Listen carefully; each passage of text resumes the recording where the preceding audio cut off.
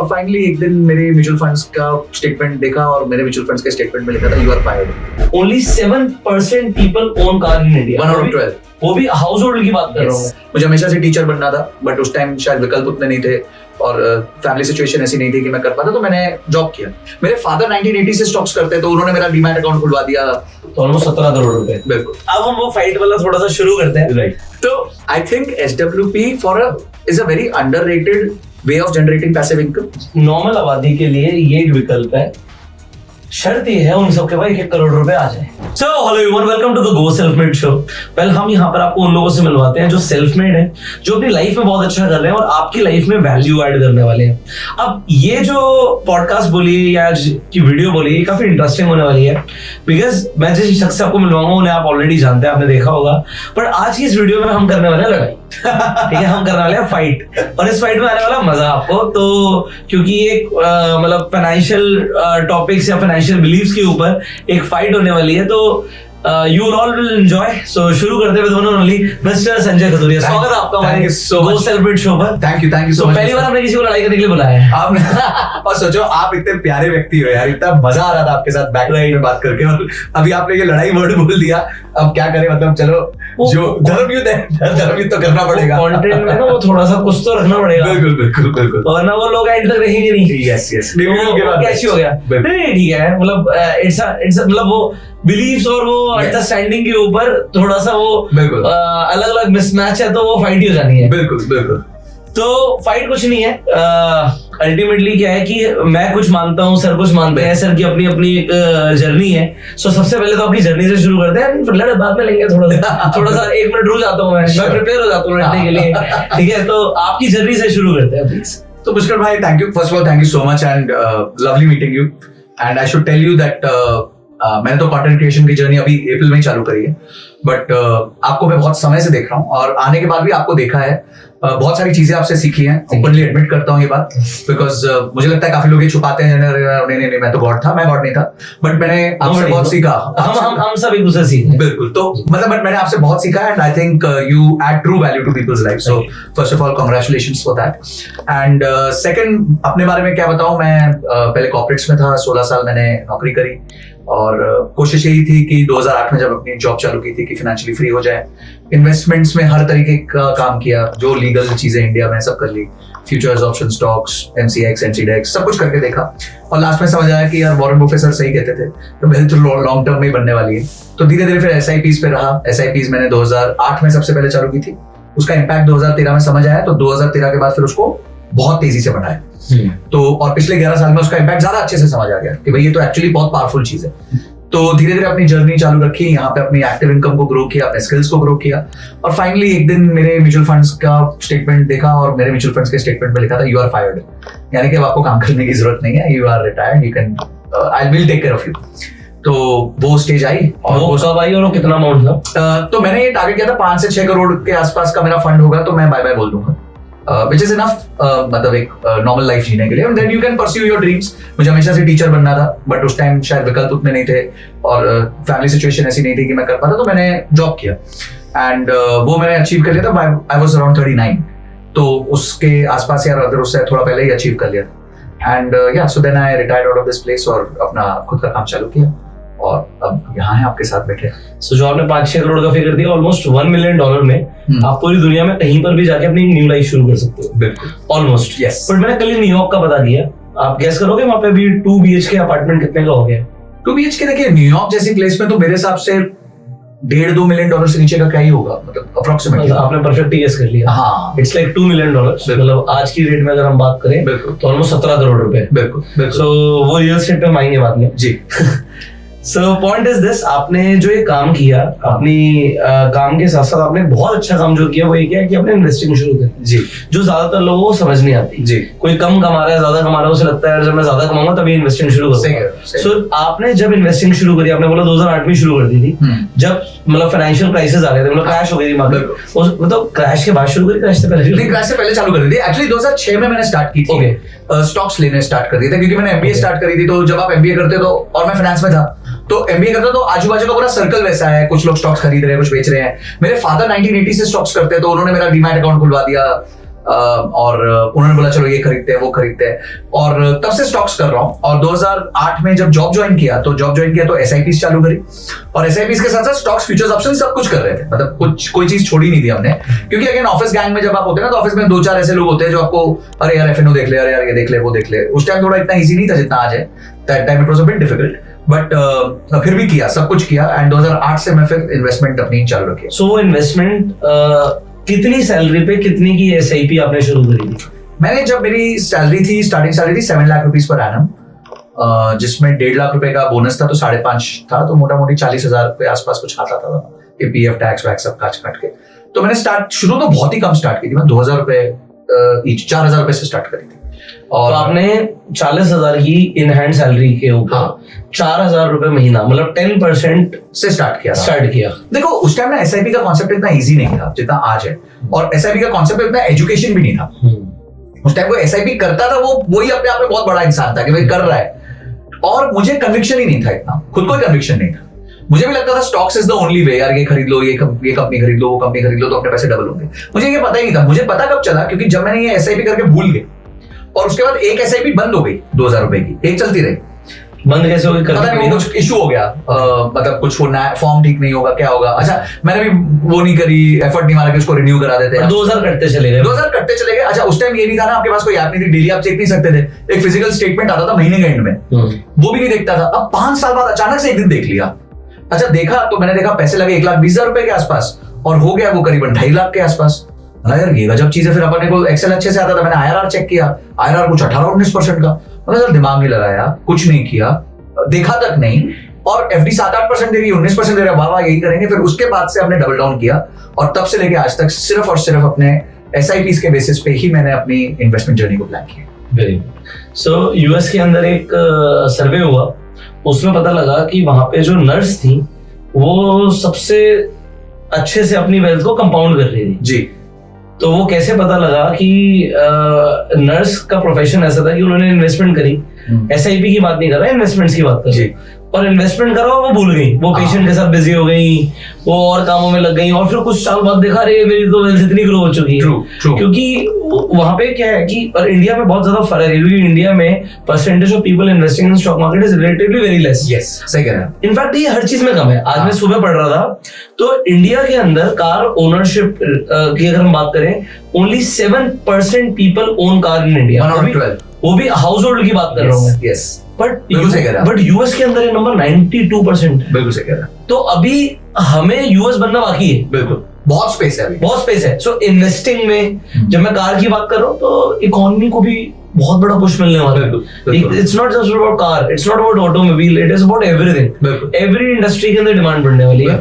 सो ये जो आपने SIP से वेल्थ क्रिएट किया, आज तक की डेट में आपने इन्वेस्टिंग से कितना वेल्थ क्रिएट किया?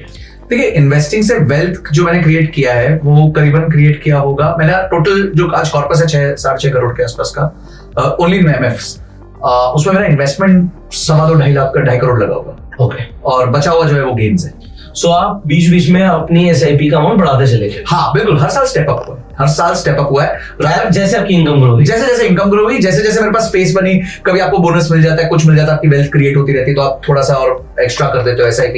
इंस्टेड ऑफ पुटिंग लमसम, मैं SIPs को थोड़ा थोड़ा बढ़ा देता था, उनको FD में रख देता था पैसे को, और यहाँ से ट्रांसफर करता रहता था। तो बेसिक स्टैंडर्ड चीजें मैंने करी है, बिकॉज मेरा एक्टिव जॉब मुझसे बहुत इन्वॉल्वमेंट मांगता था।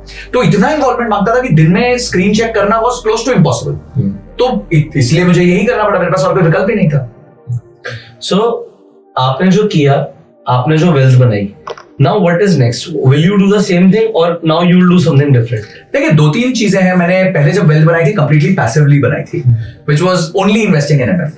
दैट वोंट स्टॉप, वो नहीं रुकेगा, म्यूचुअल फंड इन्वेस्टिंग चलती ही रहेगी। हाँ alternatively, because now I had time, तो मैं 2-3 चीजें एक्स्ट्रा और कर लेता हूँ। एक आधी चीज तो हमने आपसे ही सीखी। अरे ETFs के बारे में, जैसे लोग मुझे कहते हैं आप SWP के ब्रांड एम्बेसडर हो, मुझे लगता है आप ETF के ब्रांड एम्बेसडर। मुझे इसे ग्रो करना है इंडिया में, मतलब क्योंकि आप देखो US के अंदर म्यूचुअल फंड इन्वेस्टर से ज्यादा लोग ETFs में इन्वेस्ट करते हैं। बिल्कुल सही। और इंडिया में ये चीज लानी है, बिल्कुल, क्योंकि देखो हम अगर एक डेवलप्ड नेशन की तरफ देख रहे हैं तो हमारी इन्वेस्टिंग भी थोड़ी डेवलप हो जानी चाहिए। बिल्कुल। देखिए आप जैसे अगर आपको ऋतिक रोशन बनना है तो आप उसकी हैबिट्स को फॉलो करेंगे, राइट? ऐसा तो नहीं है कि आप सुबह 9 बजे सो के उठेंगे, जिम नहीं जाएंगे, बोलेंगे मैं ऋतिक रोशन बन जाऊं, तो ये तो पॉसिबल नहीं है। आज बिल्कुल ऐसी हुआ है, मैं 9 बजे उठा और जिम नहीं गया सर। तो आज मैं शायद ऋतिक रोशन नहीं लग रहा हूँ। चलो एक आधे दिन का डिसीजन ये रियलिटी है। एक्चुअली क्या हुआ, मेरा एक 9 बजे का अलार्म लगा हुआ है। ओके, मैं रात में स्टॉक मार्केट के लिए लगा होगा कि एक बार एक 9 बजे का अलार्म है मेरा, वो सिर्फ इसलिए कि कुछ भी हो कहीं पर भी एक बार 9 बज गए, प्री मार्केट देख लेते क्या हुआ। तो जस्ट फॉर अ ग्लिम्स, 9 बजे में उठा और आज नहीं है। यार मैंने ऐसे कोई बैक ऑफ द स्क्रीन आपसे बात नहीं की थी इस पे, but I was just telling कि you are right that whenever you want to aspire to become someone, मैं उसको कहता हूं कि आप उसके आउटपुट को रोमांस मत करो कि यार ओ माय गॉड ये यूएस हो गया। See what they have done correct, right, see how their people have behaved, उनके लोगों ने कैसे बिहेवियर किया है, निवेशकों ने कैसा बिहेवियर किया, ऑर्गेनाइजेशंस ने कैसा बिहेवियर किया है, गवर्नमेंट्स ने कैसा बिहेवियर किया, तब आप वो बन सकते हो। क्योंकि पाथ तो चलना पड़ेगा ना भाई, ऐसे बिना पाथ चले तो अपन पहुंच नहीं सकते। तो ETF इन्वेस्टिंग मैं करता हूं, सिपॉन डिप करता हूं, which has resulted into some beautiful returns for मी।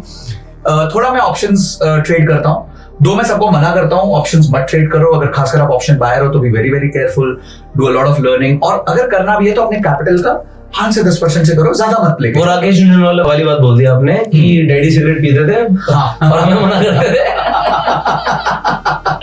तो मुझे ऐसा लगता है कि अगर आप अपने, जैसे मैं जितने अमाउंट से ट्रेड करता हूँ मेरे कैपिटल का 10% है, तो कल को खुदा ना खास्ता कुछ हो भी जाए तो it will not bother me, मतलब ऐसे कोई बहुत फर्क नहीं पड़ेगा मेरे को। And same is what I tell people कि कोई भी आपको हाई रिस्क इन्वेस्टमेंट्स करनी, चाहे वो क्रिप्टो हो, फ्यूचर्स ऑप्शंस हो, पेनी स्टॉक्स हो, या फिर आपको लग रहा हो कि ऐसी कोई चीज करना चाहते हो माइक्रो कैप इन्वेस्टिंग हो, तो थोड़ा कैपिटल का एक छोटा पोर्शन करो ताकि कल को ऊपर नीचे हो जाए तो आपके वो मतलब घर ना बिक जाए, जैसे कहते हैं ना, सड़क पे ना जाओ। तो ये मैं कुछ चीजें करता हूँ जिससे मैं आज थोड़ा अपने लिए बेटर पैसिव इनकम बना सकता हूं। आपने अब क्या क्या ऐड ऑन किया, जो आप स्टार्टिंग में एक बिल्कुल पैसिव इन्वेस्टर की तरह SIP कर रहे थे म्यूचुअल फंड्स में, और आपने उसे स्टेप अप किया एज पर योर इनकम। जी, अब आपने कहा कि मैं ETFs में बाइंग ऑन डिप कर रहा हूँ, पॉइंट नंबर 1। दूसरा मैं ऑप्शंस में थोड़ा सा राइटिंग कर रहा हूँ। हाँ ठीक है, राइटिंग करो, you are trading actually. Yes, हाँ ठीक है, तो राइटिंग में ट्रेडिंग करो, सेलिंग करो, राइट। और इसके साथ आप अपनी वेल्थ को आगे कंपाउंड करने वाले। हाँ, इससे कर रहे हैं, प्लस हमारी एक्टिव इनकम जो है वो तो हम जनरेट कर रहे हैं, जो भी हम जो भी रिसोर्सेज से कर सकते हैं। राइट। सो ये अभी तक की आपकी एक जर्नी है जो काफी स्मूथ जा रही है, लोगों को काफी अच्छा लग रहा है। अब बात करते हैं, एक मैंने आपका वीडियो देखा जिसमें आपने बोला SWP के ऊपर, और वो काफी वायरल भी हुई। राइट, ठीक है, तो मतलब honestly I am not a ambassador for SWP, मैंने कभी उसे प्रमोट भी ज्यादा नहीं किया। तो जब आप आए तो मैंने बोला यार आप क्यों SWP करते हो, तो मेरी दादी के लिए है। सही कर रहे हो, आपके तो बाल भी इतने सफेद नहीं हुए। सो अब हम वो फाइट वाला थोड़ा सा शुरू करते हैं। Right. So why do you endorse SWP? ये मतलब क्लिकबेट है या ये जेन्युइनली लोगों के लिए सजेशन है, क्या है? देखिए क्या है पुष्कर सर, मैं आपको एक बात बताता हूँ। A lot of people have entered into the markets after 2020, ठीक है, और किसी ने एक मैसिव क्रैश नहीं देखा, and I'm in the market since 2006. Right. तो मैंने 2008 की भी फटाकी देखी, उसके बाद फ्लैट्स मार्केट भी देखी, फिर अचानक 2020 भी देखा, फिर ये भी देखा, सब मोटा मोटी एक अच्छा साइकिल, 18 साल का साइकिल मैंने देख लिया। क्या होता है कि अभी ना लोगों का कन्विक्शन बनानी है कि कंपाउंडिंग कितनी पावरफुल है। मैं आपको एक एग्जैक्ट यूज केस देता हूँ। पहला यूज केस ये है कि मेरे एक अंकल, मेरे फ्रेंड के फादर, हम दोनों साथ में पढ़ते थे जी, गवर्नमेंट जॉब से रिटायर किए, बहुत नॉर्मल लाइफ जी उन्होंने, बहुत नॉर्मल लाइफ जी, धीरे धीरे वेल्थ कम बनाते गए। He was a very disciplined investor. एक शेयर पकड़ते थे तो पकड़ ही लेते थे, मतलब बाय जो आपने नर्स वाली बात बोली वैसा ही होता था। और एक घर बना लिया उन्होंने, ठीक है, बच्चों को ठीक से पढ़ा दिया, और एक धीरे धीरे म्यूचुअल फंड्स के थ्रू एक कॉर्पस बनाया 1 करोड़ का। व्हेन ही रिटायर्ड इन 2014, उन्होंने उस 1 करोड़ रुपए को एक फंड में डाला। मैं नाम भी बता देता हूँ, ICICI Pru value discovery fund था, नॉट एन एंडोर्समेंट, जस्ट एक बता रहा हूँ कि उन्होंने डाला। वैल्यू डिस्कवरी था तो उसमें डाउन साइड्स कंपेरेटिवली कम होते हैं, इक्विटी का अपसाइड भी मिलता है, तो वो सब था उसमें। और उन्होंने ये तय किया कि मैं इसमें से 50,000 रुपए महीना निकालूंगा, और इस 50,000 को साल का 7% बढ़ाता रहूंगा, क्योंकि inflation 7% is a very calculative man. ठीक है जी, किया उन्होंने, 1 करोड़ आया, 50,000 निकाला, अब बचा हुआ कंपाउंड कर रहे हैं। आज हम 10 साल डाउन हो चुके हैं, सारे साइकिल्स देख लिए, मार्केट जी, फ्लैट देख लिया, क्रैश देख लिया, अप देख लिया, सब कुछ देख लिया। आज स्थिति ये है कि वो 50,000 जो निकालते थे, आज वो 1 लाख रुपए निकाल रहे हैं। राइट, ठीक है, क्योंकि वो कंपाउंड 7% बढ़ रहा है। इन 10 सालों में उन्होंने 80 लाख के आसपास विड्रॉ कर लिए। Very good. और आज वो कॉर्पस 2 करोड़ 65 लाख रुपए का। तो मुझे क्यों ना भरोसा हो SWP पे, आप मुझे बताओ। जब मेरी आंखों के सामने मैंने ये देख लिया स्ट्रक्चर, तो मैं ये कह रहा हूं, आपने सही कहा, आपकी दादी के एज का मतलब आप कहना चाहते थे एक व्यक्ति जो रिटायर हो गया। लोग प्रॉपर्टी लेते हैं सर, प्रॉपर्टी ली 2 करोड़ रुपए की, आप गुड़गांव में बैठे, 2 करोड़ की प्रॉपर्टी पे क्या रेंट आएगा बताओ मुझे। एक 60 साल का व्यक्ति प्रॉपर्टी लेके बैठा, उसने जिंदगी में प्रॉपर्टी बना दी, 2 करोड़ का घर पे आपको क्या रेंट मिलेगा? 4 लाख, 3.5 लाख, 5 लाख, उससे ऊपर तो नहीं, 6 लाख, उससे ऊपर तो नहीं मिल सकता। फिर आपको मेंटेनेंस भी देनी है, फिर एक आधा महीने को किराए पे लगेगा नहीं लगेगा, ब्रोकर की ये कुछ टूट गया, बच गया, सोसाइटी के चार्जेस आ गए, कुछ हो गया, तो ये सब तो चलता रहेगा। और वो घर 10 साल बाद अगर आप 7% पे भी लगाओ तो 2 करोड़ का 3.5-4 करोड़ ही होगा, और आपकी यील्ड है 2%, जहां यील्ड थी 6% और पैसा हो गया 2.5 गुना। ना कोई सरदर्द, 28 तारीख को आपके घर में पैसा आ रहा है, 7% एस्केलेट कर रहा है। मैं आपको बता रहा हूं पिछले 10 साल में अगर आप रेंटल इंक्रीजेस देखो दिल्ली एनसीआर में, ठीक है, barring some pockets which are very premium, normal increase देखो, दे आर नॉट इवन 2.5%। सालाना 2.5% भी रेंट नहीं बढ़ा पिछले 10 साल में। जिस घर में मैं रहता हूं आज 4.5 करोड़ का घर है, उसका रेंटल है 70-75,000 रुपीज। क्या रेंट रहेगा बेचारे का? ठीक है। तो एसडब्ल्यूपी को एक विकल्प की तरह देखिए, क्योंकि एक व्यक्ति जब ओल्ड हो जाता है, 60 का हो जाता है, 65 का हो जाता है, उसके लिए एस्टेट ओनरशिप एक लायबिलिटी बन जाती है। उसके उसको रेंट निकालना, उसमें से कैश फ्लो निकालना, एक आदमी जिसकी 60 की उम्र, उसको चाहिए क्या? Cash flow. तो मैं तो बता रहा हूं ये कैश फ्लो जनरेट करने का इजी तरीका है। हाँ, इसमें आर्गुमेंट ये हो सकता है कि सीक्वेंस ऑफ रिटर्न्स का इशू हो सकता है, कभी मार्केट्स स्टार्ट किया आपने क्रैश कर गई, वो इश्यूज हो सकते हैं, तो उसको किया जा सकता है। वो तो मैं करूंगा अभी। ठीक है, तो सुन रहा हूं, रिएक्ट कर लिया। ठीक है, आप बोलिए प्लीज। तो I think SWP is a very underrated way of generating passive income. I think it can be used more, but not at obviously if you are young उसकी जरूरत नहीं है। अभी मैं भी नहीं एसडब्ल्यूपी करता, हो सकता है मैं 60 की उम्र में करूं, हो सकता है मुझे जिंदगी भर जरूरत ना पड़े कि मैं आखिरी दम तक कुछ ना कुछ एक्टिवली कर ही रहा हूं। फ्रीडम का मतलब ये नहीं है कि आपने काम करना छोड़ दिया, फ्रीडम का मतलब ये है कि आप वो काम कर रहे हो जो आप पसंद करते हो। राइट। और जनरली जो काम आप पसंद करते हो उसमें आपको ज्यादा पैसे बनते हैं, और यही मेरे साथ हुआ। तो मेरे को मतलब भगवान की कृपा रही, तो मुझे ऐसा नहीं लगता मेरे को एसडब्ल्यूपी की शायद जरूरत पड़ेगी, बट वो एक विकल्प है एक आम इंसान के लिए, नॉर्मल जो हमारी आबादी है उसके लिए। सो नॉर्मल आबादी के लिए ये एक विकल्प है। शर्त ये है उन सबके भाई 1 करोड़ रुपए आ जाए। नहीं देखिए, नहीं मैं so, जब हम बात करते हैं एसडब्ल्यूपी की, इट स्टार्ट्स मतलब ये एक एफडी जैसा, पहली बात तो जी। कि आपके पास पहले पैसे होने चाहिए। बिल्कुल सही है। अगर मेरे पास पैसे ही नहीं है तो एसडब्ल्यूपी का माध्यम बंद हो जाता है। बिल्कुल बंद हो जाता है। अब क्या हुआ, जब से एसडब्ल्यूपी की वीडियो पॉपुलराइज होने लगी तो मेरे पास मैसेज आने लगे कि सर एसडब्ल्यूपी करते कैसे हैं। मैंने कहा बिल्कुल मैं आपको बताऊंगा। How much money do you want to invest? 10,000 rupees. तो पीपल से कि सर एसडब्ल्यूपी बेटर होता है एसआईपी से, हमने वीडियो देखी है। And then I asked how much money do you want to invest? 10,000 rupees. And how much you want to 50,000 rupees. हे भगवान।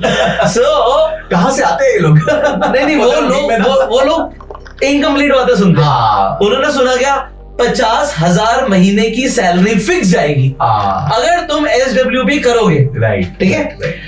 ये नहीं पता कि शर्त ये है पहले 1 करोड़ होने चाहिए, पहले जेब में कॉर्पस होना चाहिए। अब बात आती है इंडिया की आबादी की। तो इंडिया की जो ज्यादातर आबादी है उसके पास इतना बड़ा अमाउंट नहीं होता। ये किनके पास होता है? एक रिटायरमेंट फंड मिल रहा है, या हमारी कोई प्रॉपर्टी बिकी उससे पैसे आ गए, और आप डेफिनेटली एसडब्ल्यूपी ऑप्ट कर सकते हो, कोई प्रॉब्लम नहीं है। बट एसडब्ल्यूपी कब, किसे, कहां पर ऑप्ट करना चाहिए इंपॉर्टेंट है। कब और किसे? तो किसे पे पहले आ जाते हैं। किसे कोई भी हो सकता है जिसे मंथली इनकम चाहिए और ज्यादा दिमाग नहीं लगाना। बट कब, ये बहुत बड़ी चीज आती है, क्योंकि हो सकता है यू नेवर नो कि किसी ने किसी भी म्यूचुअल फंड में, it's not about SWP, it's about a lumpsum investment also. आपने मार्केट के टॉप पे पैसा लगाया and you never know you are right और रॉन्ग, और वो ज्यादा नहीं 10% भी गिरा और फिर वो वहीं पे रहा, तो होगा क्या 1 करोड़ का 90 लाख हो जाएगा और आप उससे 50,000 लाख रुपए निकालते जा रहे हो। सो इवेंचुअली आपका अपना पैसा ही वापस आ रहा है, और उस पे अगर मार्केट ने एक डाउन ट्रेंड पकड़ लिया तो आपको नुकसान हो जाएगा जी। ये लोगों को होता क्या, लोगों को कंप्लीट समझना जरूरी है। बट प्रॉब्लम क्या है, इवन आप अपनी तरफ से बेस्ट चीजें समझाना चाहते हो, बट 1 मिनट वीडियोस में इनफ नहीं है वो, इसलिए मैंने उस पर एक लॉन्ग वीडियो भी बनाई थी। यस, तो मैं आपको इसका आंसर देता हूँ। इसके 2 आंसर्स है मेरे पास आपके लिए। पॉइंट आपका बिल्कुल वैलिड है। देखिए, मेरे फ्रेंड का अंकल का एग्जांपल लेते हैं। इन 2020 when he was withdrawing, because मैंने ना उनका पूरा चार्ट बनाया, मेरे को डीप एनालिसिस करने का शौक है। मतलब यार ये बात तो ठीक है, 50,000 था, 1 लाख हो गया, 1 करोड़ था, 2.5 लाख हो गया, 80 लाख निकाल दिए। ये तो सरफेशियल बात है। Let's go inside and see what happened in every change. In March of 2020 जब कोविड हुआ और मार्केट फ्लैट नीचे गिरी, his amount had come down to 76 lakhs।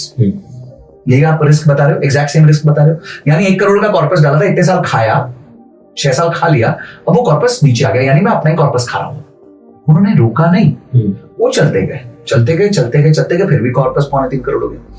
पहली चीज ये है, हर अनइवननेस इन द मार्केट को एक ही चीज बीट करती है, वो है लॉन्ग ड्यूरेशन। हर अनइवननेस को मैं ये लिख के दे सकता हूं। अब इसमें मैं काउंटर मारूंगा। हाँ ठीक है काउंटर मारना जरूरी है। पहले ये बात हो गई। हाँ। अब मेरा दूसरा मुद्दा सुन लो। हाँ। अगर हमें ये भी बात सही है कि भाई एक व्यक्ति को 10 साल चिपकाना, 15 साल चिपकाना एक इन्वेस्टमेंट पे बहुत मुश्किल है, बहुत ही मुश्किल है, क्योंकि हमारे यहाँ तो सब नहीं, मैं मानता हूँ कि 15 साल चिपकेगा, आगे बोलिए। ठीक है, तो उस केस में आप अपने फंड को 2 तरीके से स्ट्रक्चर कर सकते हो। थोड़ा सा आपने 3-4 साल का जो है वो डाल दिया डेट में, जो बचा हुआ है आपने इक्विटी में डाल दिया, उसको ये समझना बहुत जरूरी है। हाँ, इसे हम सीक्वेंस ऑफ रिस्क रिटर्न्स कहते हैं। और हम यही करते हैं, जब भी मैं किसी के लिए भी प्लानिंग करता हूं तो मैं ये कहता हूं, मैं 4 साल का कितना खर्चा है, अच्छा 4 साल का मेरा 1 लाख रुपए महीना, 12 × 48, चलो जी 50 लाख रुपए निकाल के एफडी में डाल दो, इसको खपत करेंगे पहले, या कोई और फंड में डाल दो, अपना डेट फंड में डाल दो, इसको खपत करेंगे पहले, बचे हुए को जरा इक्विटी में रहने दो, शांति से रहने दो 4 साल उसको। ठीक है, 4 साल बाद जब वहां जाएंगे तो वो थोड़ी बढ़ गई होगी या फ्लैट होगी, फिर से चलो 4 साल का खपत करेंगे, फिर से 4 साल का भाई आपके पास कुआं आ गया है, राइट। अब आप बाल्टी निकालो, घर में उसको स्टोर करो, जितने दिन उसमें से पानी पीना है पी लो, कुआं तो कुआं है।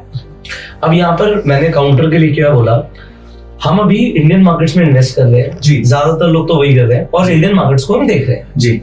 अगर भगवान ना करे, देखो हमें नहीं पता था चाइना भी ग्रो कर रहा है, बट इंडिया की मार्केट अगर चाइना जैसी बन गई तो रिटर्न आएगा 0, उल्टा नेगेटिव, और लोग अपना ही पैसा निकाल रहे होंगे। तो ये, और इंडिया छोड़ो, जापान जैसी मार्केट जिसने अब जाके ग्रो करना 20 साल बाद, 20-25 साल बाद ग्रो करना चाहते, तो यहाँ पर क्या होगा कि लोगों को मार्केट्स को समझना जरूरी है। ये जो हमने अभी तक देखा है, देखो मैं बताता हूँ, ज्यादातर लोग जो आए हैं ना, ये कोविड के बाद ही है, बिल्कुल सही है। तो उन्होंने ना कभी मार्केट को डाउन ट्रेंड में जाते हुए देखा ही नहीं कि बियर मार्केट कहते किसे है। ये थोड़ी सी गिरती है, क्रैश चिल्लाते हैं ठीक है हमारे लिए तो नहीं इतना भी नहीं है, बट मतलब ऑनेस्टली स्पीकिंग 9 बजे का अलार्म जब लगता है ना, तो मैं वहां पे देखता हूँ आज मार्केट गिर रही है, अरे वाह, अरे सेल लगी है, सेल लगी, अरे भाई, क्योंकि यार मेरे पास फंड पड़ा है, मैं लगाऊंगा कैसे? एक आम आदमी मार्केट के टॉप पे पैसे लगाए कैसे? मैं तो चाहता हूँ मार्केट गिरे। अगर मार्केट 2% गिरती है तो मेरे लिए एक अपॉर्चुनिटी है कि पैसे लगाने की। So point is this, even SWP, lump sum और एनी बिग इन्वेस्टमेंट, अगर आप ये भी सोचते हो भाई मैं निफ्टी में लगा देता हूँ, हर बंदा कहता है निफ्टी 15% रिटर्न, भाई कोई जरूरी नहीं, लिखा नहीं है 15% रिटर्न। सही कह रहे हो, 7 पे भी रुक सकती गाड़ी, नेगेटिव भी हो सकता है 3-4 साल के लिए। तो लोगों को समझना है 3-4 साल तक नेगेटिव रिटर्न भी मार्केट दे सकती है। तो अगर, क्योंकि किसी को नहीं पता, आप मार्केट में पैसा लगा रहे हो, म्यूचुअल फंड की वो लाइन लोग भूल जाते हैं, subject to market risk. Market risk होता है कि लोगों को पता नहीं। सो मैं उसे शॉर्ट में समझाता हूँ लोगों को। एक मैंने वीडियो बनाया था, मैथमेटिक्स ऑफ स्टॉक मार्केट, उसमें लोगों को बताया था अगर मार्केट 50% गिरती है तो आपकी 1 करोड़ की वेल्थ 50 लाख रह गई, और मान लीजिए आपने बेच दिया सब कुछ, आपका 50 लाख का नुकसान हो गया। बट वहीं पर अगर किसी ने 50 लाख वहां पे इन्वेस्ट किया या 1 करोड़ इन्वेस्ट किया, तो 1 करोड़ का सीधा 2 करोड़ होगा। सही कह रहे हो, तो वो 100% रिटर्न बनती है। सही कह रहे हो। अब पॉइंट आता है SWP, आपने बताया, और मैं चाहता हूँ लोग जो SWP सुन रहे हैं वो एकदम से SWP करने का डिसीजन ना ले जब तक वो उसे समझे ना कि है क्या। बिल्कुल सही है, बिल्कुल। और अगर आप पैसा लगाओगे तो जैसे आपने बताया कि डाइवर्सिफिकेशन होना चाहिए, डेट में भी पैसा लगाओ, आप उसे डिवाइड करो और कुछ इस तरीके से बैलेंस करो कि जब मार्केट नीचे जाए तो डेट से पैसा इक्विटी में आ जाए, वो बेस्ट होगा। देखिए इसमें क्या है पुष्कर सर कि आई am talking about somebody who is like 60 years old, 55, कोई प्रॉब्लम ही नहीं ना। तो हमें देखना उसकी life expectation let's say next 20-25 years की है, और वो ये बाल्टी भर के वाला सिस्टम है जो 4 साल का सिस्टम ले आए डेट में, तो उसको कुछ भी करने की जरूरत नहीं। See that man is not optimising for returns, but उसके लिए फिर इक्विटी इन्वेस्टमेंट भी नहीं वैलिड नहीं है, उसको सिर्फ डेट में ही लगाना चाहिए। पॉसिबल है, वो 100 महीने से इस रूल तो फॉलो करे कम से कम, बिल्कुल उतना कर ले तो वही ठीक है। अगर आपके पास 2 करोड़ का कॉर्पस बन गया है तो आप 1 करोड़ उठा के डेट में डाल दो, बच्चे 1 करोड़ को कंपाउंड होने दो। अब ये 1 करोड़ को खपत करो, जब जैसे खपत कर सकते हो करो। पता चला आपने 6 साल इसको खपत कर लिया, वहां जो 1 करोड़ था वो पता चला 1.25 हो गया, 1.5 हो गया, ये सब एक ही रह गया। अब यहाँ पे नेक्स्ट क्वेश्चन आता है, जब हम बात करते हैं तो क्या होता है कि we talk about crores, but point is this, जब लोग इन्वेस्टिंग शुरू करते हैं तो आप ही जो डेटा डिस्कस कर रहे थे कि अगर 100 लोग इन्वेस्ट करते हैं तो आप ही बता दीजिए कितने लोग टिकते हैं 5 साल से ऊपर SIP में। ये ना बहुत दिल दहलाने वाला डेटा है, मैं आपको स्टेजेस से लेके जाता हूँ। तो मोटा मोटी ये रिपोर्ट है कि 100 में से 3 साल तक जो लोग होल्ड करते हैं, मतलब 3 साल से थोड़ा ज्यादा होल्ड करते हैं, सॉरी, वो मात्र 17% है। ओके, तो 3 साल आप भी जानते हो यार, कोई पीरियड ही नहीं है स्टॉक मार्केट के लिए। राइट। मैं आपको बताता हूं, मेरा एक केस था जहां मैंने अक्टूबर 2016 से एसआईपी करनी चालू करी एक स्मॉल कैप फंड में, राइट। और 2020 फरवरी तक 30,000 की एसआईपी थी पर मंथ, और 2020 फरवरी तक the purchase average of NAV was equal to the that day's NAV, तो मतलब 0 रिटर्न हुआ। उसके बाद सर इसमें ना इतनों में तो लोग बाय बाय करके भाग जाते हैं, माँ बाप चिल्लाते साला इससे अच्छा तो एफडी में कर देता है, ये कर देता। अभी तो कहानी आएगी मार्च, पैसा नीचे गिरा 25% डाउन। हम तो फिर भी नहीं रुके क्योंकि हमें पता है लॉन्ग टर्म में पैसा बनता है, बाबा वॉरेन बफेट सर ने बताया हमारे को। रुके रहे आज उसको 100 महीने हो गए मोटा मोटी पैसे डालते, 30 लाख रुपए डले होंगे, 82 लाख रुपए का फंड है। मैंने क्या किया इसमें, सिर्फ मैं रुका और कुछ नहीं किया। रुकने के पैसे मिले, रुकने के पैसे मिल गए फ्री के। भाई साहब एसआईपी लगती है, अपने को पता भी नहीं है लगती है, अपना एक कॉर्पस से उतना जाना ही जाना है, हमें तो पता है वो जाना ही जाना है। तो पॉइंट ये है कि आज अगर 13% लोग 3 साल से ज्यादा रुकेंगे तो उनको बेनिफिट कैसे मिलेगा। उससे ज्यादा चौंकाने वाला और शॉक करने वाला डेटा है कि 5 साल से ज्यादा 100 में से मात्र 3 लोग रुकते हैं।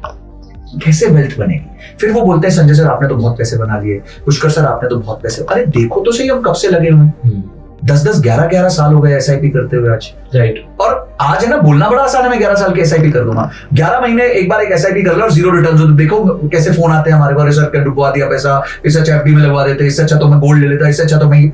सो they don't have the vision. And SIP का भी रूल ये कहता है कि probability of you losing money is 0 after 7 years, right. यानी आप 7 साल एसआईपी करोगे, उसके बाद आपका पैसा नेगेटिव नहीं जाना चाहिए, और वहां से कंपाउंडिंग लगती है, और जो उसके बाद कंपाउंडिंग लगती है वो आपने भी देखी है, मैंने भी देखी, राइट। तो ये मैटर जो है आपने सही कहा है कि आजकल के बच्चे जो जुड़े, देखो 2019 तक 3 करोड़ डीमैट अकाउंट्स थे और स्टॉक मार्केट चालू हुई 1800 में, सन 1800 में, यानी 100 साल से ऊपर में 3 करोड़ अकाउंट्स बने, और पिछले 5 साल में 14 करोड़ अकाउंट्स जुड़े। मतलब पिछले 5 साल में सारा 500 साल का काम हो गया। सही बात। तो जो न्यू एज लोग आए हैं उनको रियलाइज करना पड़ेगा कि markets are not the same always, there will be falls, there will be crashes. This was not a crash, ये तो क्या था 5-10% तो गिरी market, right. This was not a crash once it is 25% गिरता है। जब इतनी बड़ी लाल कैंडल आप देखते हो ना, गैप डाउन सॉरी, वो क्रैश होता है। अब एक और मजेदार डेटा देता हूं इस पे आपको, राइट। पुष्कर सर मैंने पिछले 17 साल के आसपास का एनएससी का डेटा देखा, ठीक है, day close from the previous days close, यानी कितना गिरी मार्केट। अब मैं मानता हूं 2% से ज्यादा जिस दिन गिरी है वो एक खराब दिन है मार्केट की। 4000 से ऊपर ट्रेडिंग डेज है 17 साल में, एक साल में 250 के आसपास ट्रेडिंग डेज होते हैं, तो 4000 से ऊपर के ट्रेडिंग डेज है। एनी गेसेस कि उसमें से कितने ऐसे दिन होंगे जिसमें मार्केट 2% से ज्यादा गिरी? Less than 10%। Sir ji only 120 days, 120 days, not even 3%। 4000 में से 120। अच्छा 103% हो गया, राइट। मैंने बोला नॉट इवन 10%, नॉट इवन 10%, मतलब 3% है, और वो 3% आपको बचे हुए 97% से दूर कर देता है, क्योंकि आपकी, sorry to use the word, फट लेते हैं।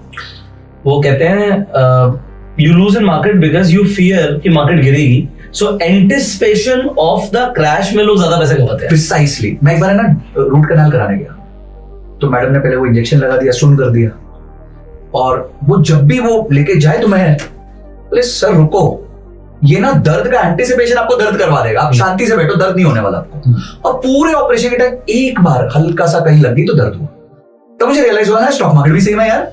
आपने बिल्कुल सही बात बोली, anticipation of the pain which is dropping by 2% in a day kills everyone. और 5% से ज्यादा मार्केट एक दिन में मुश्किल से 3 या 4 बार गिरी है 4000 दिन में, राइट।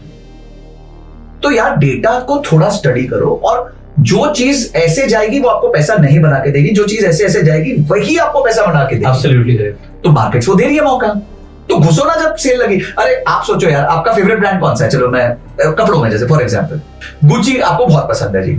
अब गुच्ची एम्पोरियो बोल देता है कि 20% डिस्काउंट है, आप खरीदने जाओगे, आप बोलोगे यार ये क्या गड़बड़ हो गई, मेरे पास तो जो पड़े थे वो भी 20% नीचे चले गए। एक्चुअली होता है कि जब आप फॉरेन कंट्री में जाते हो तो वहां पे विलेजेस होती है, हाँ, तो बस लुई विटॉन को छोड़ के डियोर वियोर सब पे डिस्काउंट मिलता है जी।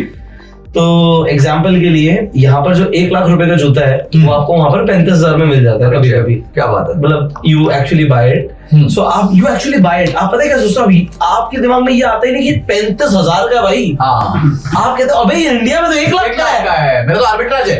आप उल्टा ये सोचते हो क्योंकि वहां पर एंकर आपका लग गया है कि भैया ये तो 1 लाख की चीज है और 35 की मिल रही है, जबकि जूते जैसी चीज तो 3,000 की भी हो सकती है। प्रिसाइसली बट आप 35-40,000 का प्राइस टैग देखते ही उसे उठा लेते हो। बिल्कुल, क्योंकि आपको पता है कि एंकरिंग है, प्राइस हाँ सस्ता है। तो जैसे आपने वो आपका एग्जांपल बिल्कुल ठीक है कि अगर आपने गुची सस्ता देखा तो आपने उठा लिया, और आपने लाइन सस्ता देखा तो आपने नहीं उठा लिया। आप यार जिससे सच अ वैल्यू स्टॉक, और मैं कह रहा हूं रिलायंस भी नहीं, जैसे एनी गुड स्टॉक की बात क्या करें, एनी गुड एसेट। यस, तो आप ही वो स्ट्रैटेजी थी, वो स्ट्रैटेजी जब मैंने मफैंग में लगाई, ठीक है, अभी रिसेंटली खुश हो गए, देखो हमारे पुष्कर सर बोले संजय सर को पैसे बना के दिए हमारे। मैंने कुछ नहीं दिया, आपने खुद करा है ना। नहीं हमने सीखा आपसे ना सर। अल्टीमेटली क्या होता है, विराट कोहली को खेलना खुद ही होता है।